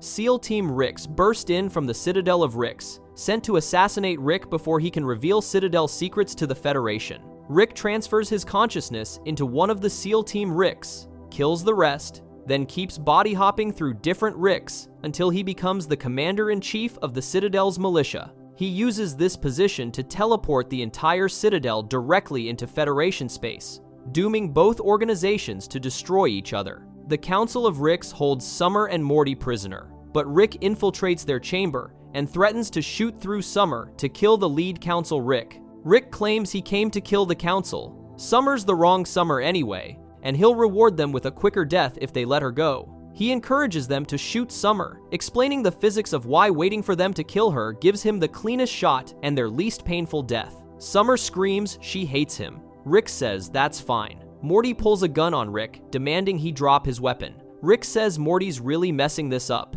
Morty shoots Rick, who falls down dead. The Council, Rick laughs. Rick immediately shoots the Council Rick from the floor. Oldest Rick trick in the book, fake gun in a standoff. Morty claims he saw the note Rick left him, though he clearly didn't plan for this. Rick accesses level 9 Federation systems and changes a 1 to a 0, crashing the Blemflark currency. The entire galactic economy instantly collapses. The Federation president asks what he should pay the militia with. Workers realize they're only yelling at people for money, and nobody's paying them anymore. The president shoots himself in the head as everyone riots over jackets and pants. On Earth, the Federation garrison collapses into chaos. Jerry crawls through the mayhem to find Beth, explaining he just kept crawling and it kept working. Beth apologizes for ever letting this happen. Rick returns home, declaring he dismantled the government. Jerry puts his foot down. It's Rick or him. Beth chooses Rick. Jerry's going to spend some time divorced. Rick pretends he hopes he had nothing to do with that. Beth insists Rick shouldn't bear that burden and this will be good for Jerry. Rick agrees it's good for everybody. Summer's texting about aliens being drawn and quartered in the school courtyard as patriotism. Morty asks if his parents are seriously getting divorced. Rick explains the darkest year of their adventures is beginning. First thing that's different, no more dad. Jerry threatened to turn Rick into the government, so Rick made both Jerry and the government go away. Rick's replaced them as the de facto patriarch of the family and universe. Beth wouldn't have accepted Rick if he came home without the kids, so now Morty knows the real reason Rick rescued them. Rick just took over the family, and if Morty tells Beth or Summer, Rick will deny it, and they'll take his side because he's a hero. Now Morty has to do whatever Rick says forever. Rick announces his real motivation. He's going to find more of that Mulan Szechuan teriyaki dipping sauce from McDonald's. That's his one-armed man. He's driven by finding that McNugget sauce. That's his series arc. If it takes 9 seasons, he wants that Szechuan sauce. 9 more seasons until he gets that dipping sauce. 97 more years. He wants that McNugget sauce. The post-credits scene reveals the Federation recovered Bird Person's body and turned him into a cyborg called Phoenix Person, though they're still arguing about whether that's a better name than Cyberbird, while Tammy complains she just wanted him brought back and doesn't care what he's called. Up next, the next funny moment. Vindicators. 3. The Return of Worldender. When your grandpa gets so drunk, he creates a Saw franchise parody and forgets murdering an entire superhero team. In episode Vindicators 3, The Return of Worldender, Morty's excited when the Vindibeacon activates, calling Rick and Morty to assemble with the Vindicators, a superhero team that only assembles when the universe itself is at stake. Rick refuses to answer a literal call to adventure and wants it to go to voicemail. He dismisses the Vindicators as drama queens who spend an hour talking and 20 minutes jumping around while things blow up. They're a phase from one summer and should stay dead. Morty invokes his right to choose one in every 10 adventures using his Morty adventure card. Rick's furious but stamps the final square and agrees to go. On the Vindicator command ship, Supernova briefs the team about Worldender returning. Rick interrupts constantly with insults. He calls Million Ants Wiggly Turd Man because he can't see the individual ants from across the room. He mocks Crocubot for being half-cold, unfeeling reptile and half-cold, unfeeling machine, asking if his origin story is falling into a vat of redundancy. Noob, a janitor sweeping in the background, laughs and says, "God damn," at Rick's jokes. Rick thanks him, saying this guy gets it. Vance Maximus arrives late, claiming happy hour as his excuse, and everyone laughs. Rick points out he was also late because of drinking and got 0 applause. Morty discovers this is Vindicators. 3. The team did Vindicators 2 without Rick and Morty last summer to fight Doom-Nomatron. Multiple Vindicators died during that mission, including Lady Katana, Calypso,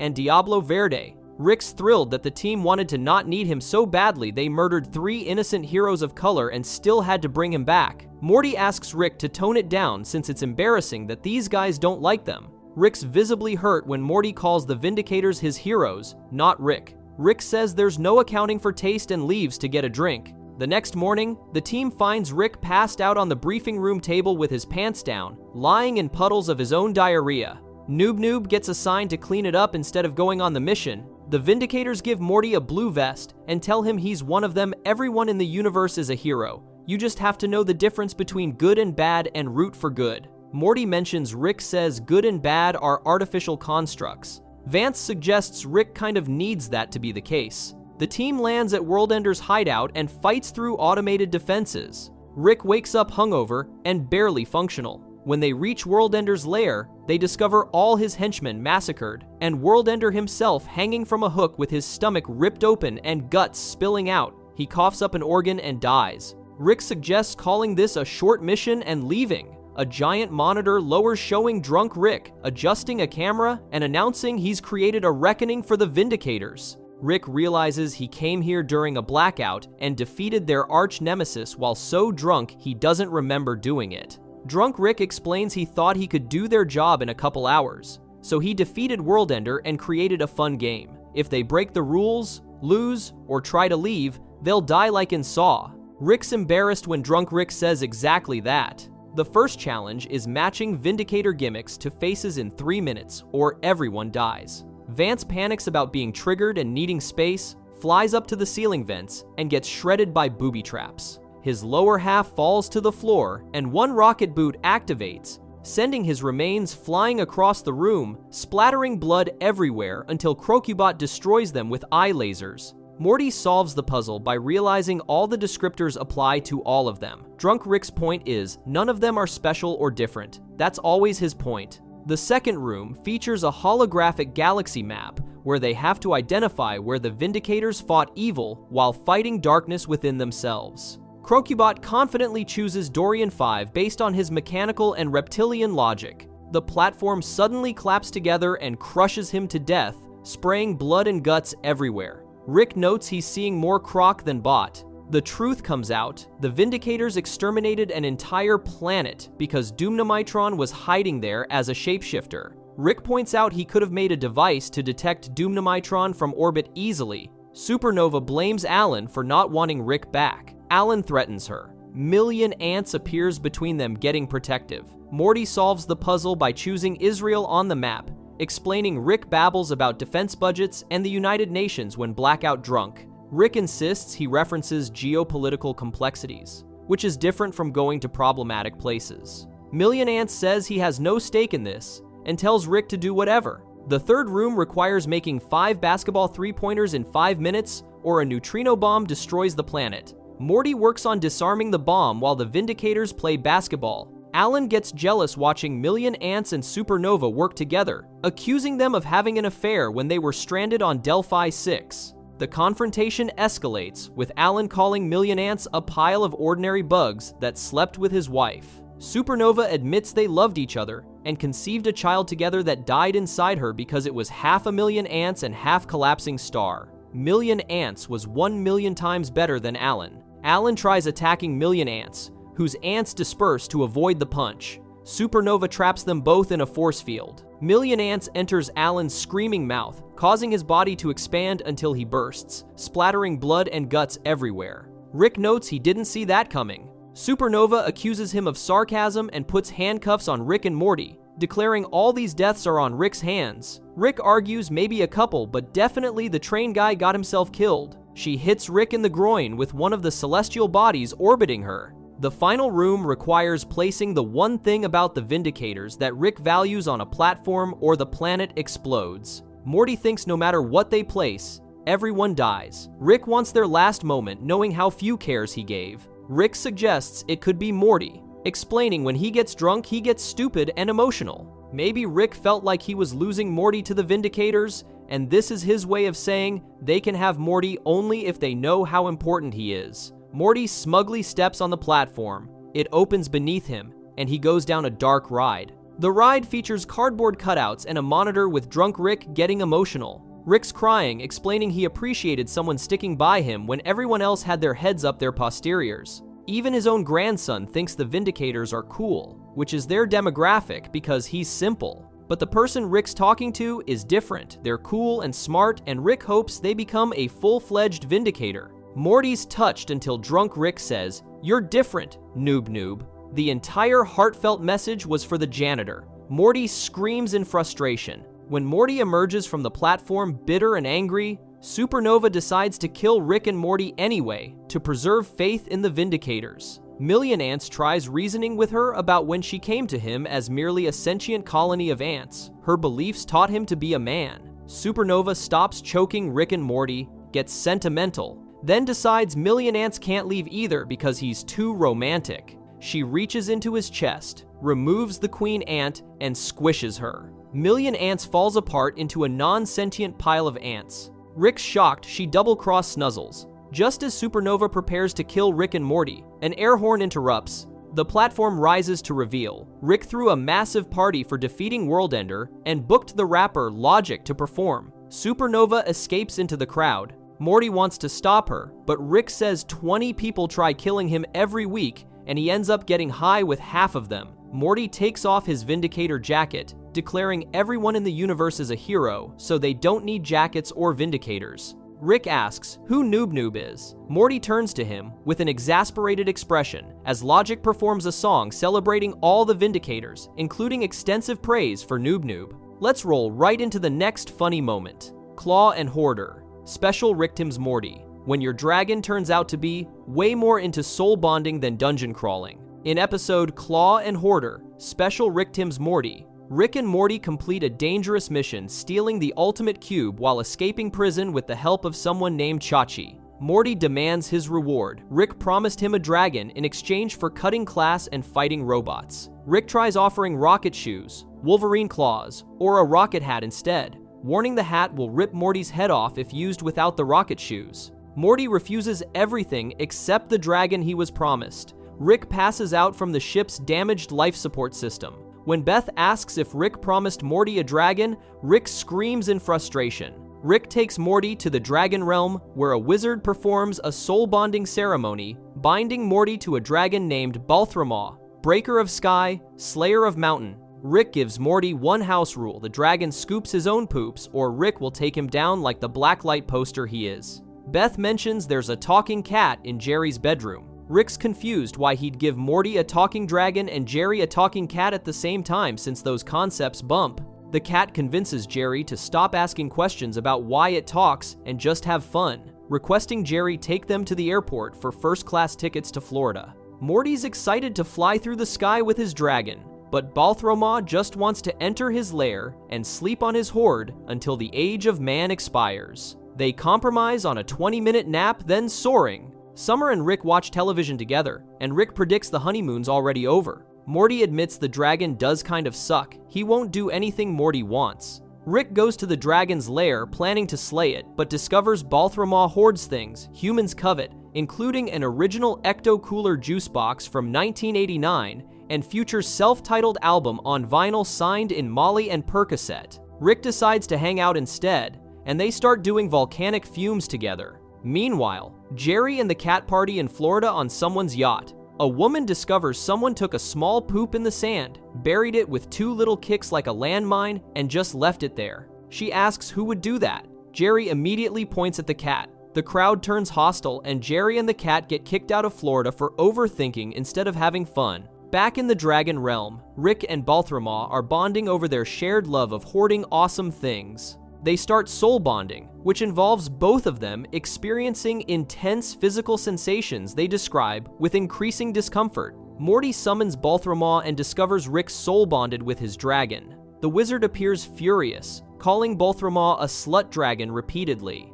Every time the wizard whips Balthramah for being a slut, both Rick and Morty feel the pain because their souls are tangled together. The wizard drags Balthramah back through a portal for violating the treaty between dragon and mankind. Morty threatens to tweet and get Rick cancelled if he doesn't do something. Rick tries using science against the wizard, who responds that Rick has no magic here and summons a stone monster. The wizard easily defeats Rick with magic and leaves. Morty activates a golem to protect them and decides they need to rescue Balthramah. Rick's annoyed because it takes 78 years to hang a dragon to death, and the whole time Rick will feel like he's trying to swallow a really big vitamin with no water stuck in his throat. Summer wants to be transformed into a sexy arrow-shooting lady. Rick gives her and himself magic powers, while Morty insists he's fine with just his spellbook. They storm the dragon execution, with Summer shooting arrows wildly, while claiming magic requires no skill or thought. She accidentally shoots the wizard in the eye. He's furious and fights back. Morty realizes his spellbook approach is useless and accepts magic powers. They free Balthramah, but are discovered and labeled slut thieves. They escape to the Slut Dragon Caves, where outcast dragons live after being shamed by Dragon Society. The Slut Dragons explain they live underground where they can engage in their preferences without judgment, though the specifics get increasingly uncomfortable to hear about. Morty apologizes for trying to control Balthramah and says nobody should control anyone. Rick rallies the Slut Dragons by asking if they'd rather be free on the surface. A mysterious character named Shadow Jacker emerges from his masturbation cave after eavesdropping for eons. He explains they can kill the wizard if they perform a 10-slut soul orgy to become the all-slut Phoenix Dragon. Morty desperately searches his book for another solution, while Rick, Summer, Balthramah, and 6 slut dragons proceed with the orgy. The wizard attacks with ice spells, which just makes his death by phoenix fire last longer and hurt more.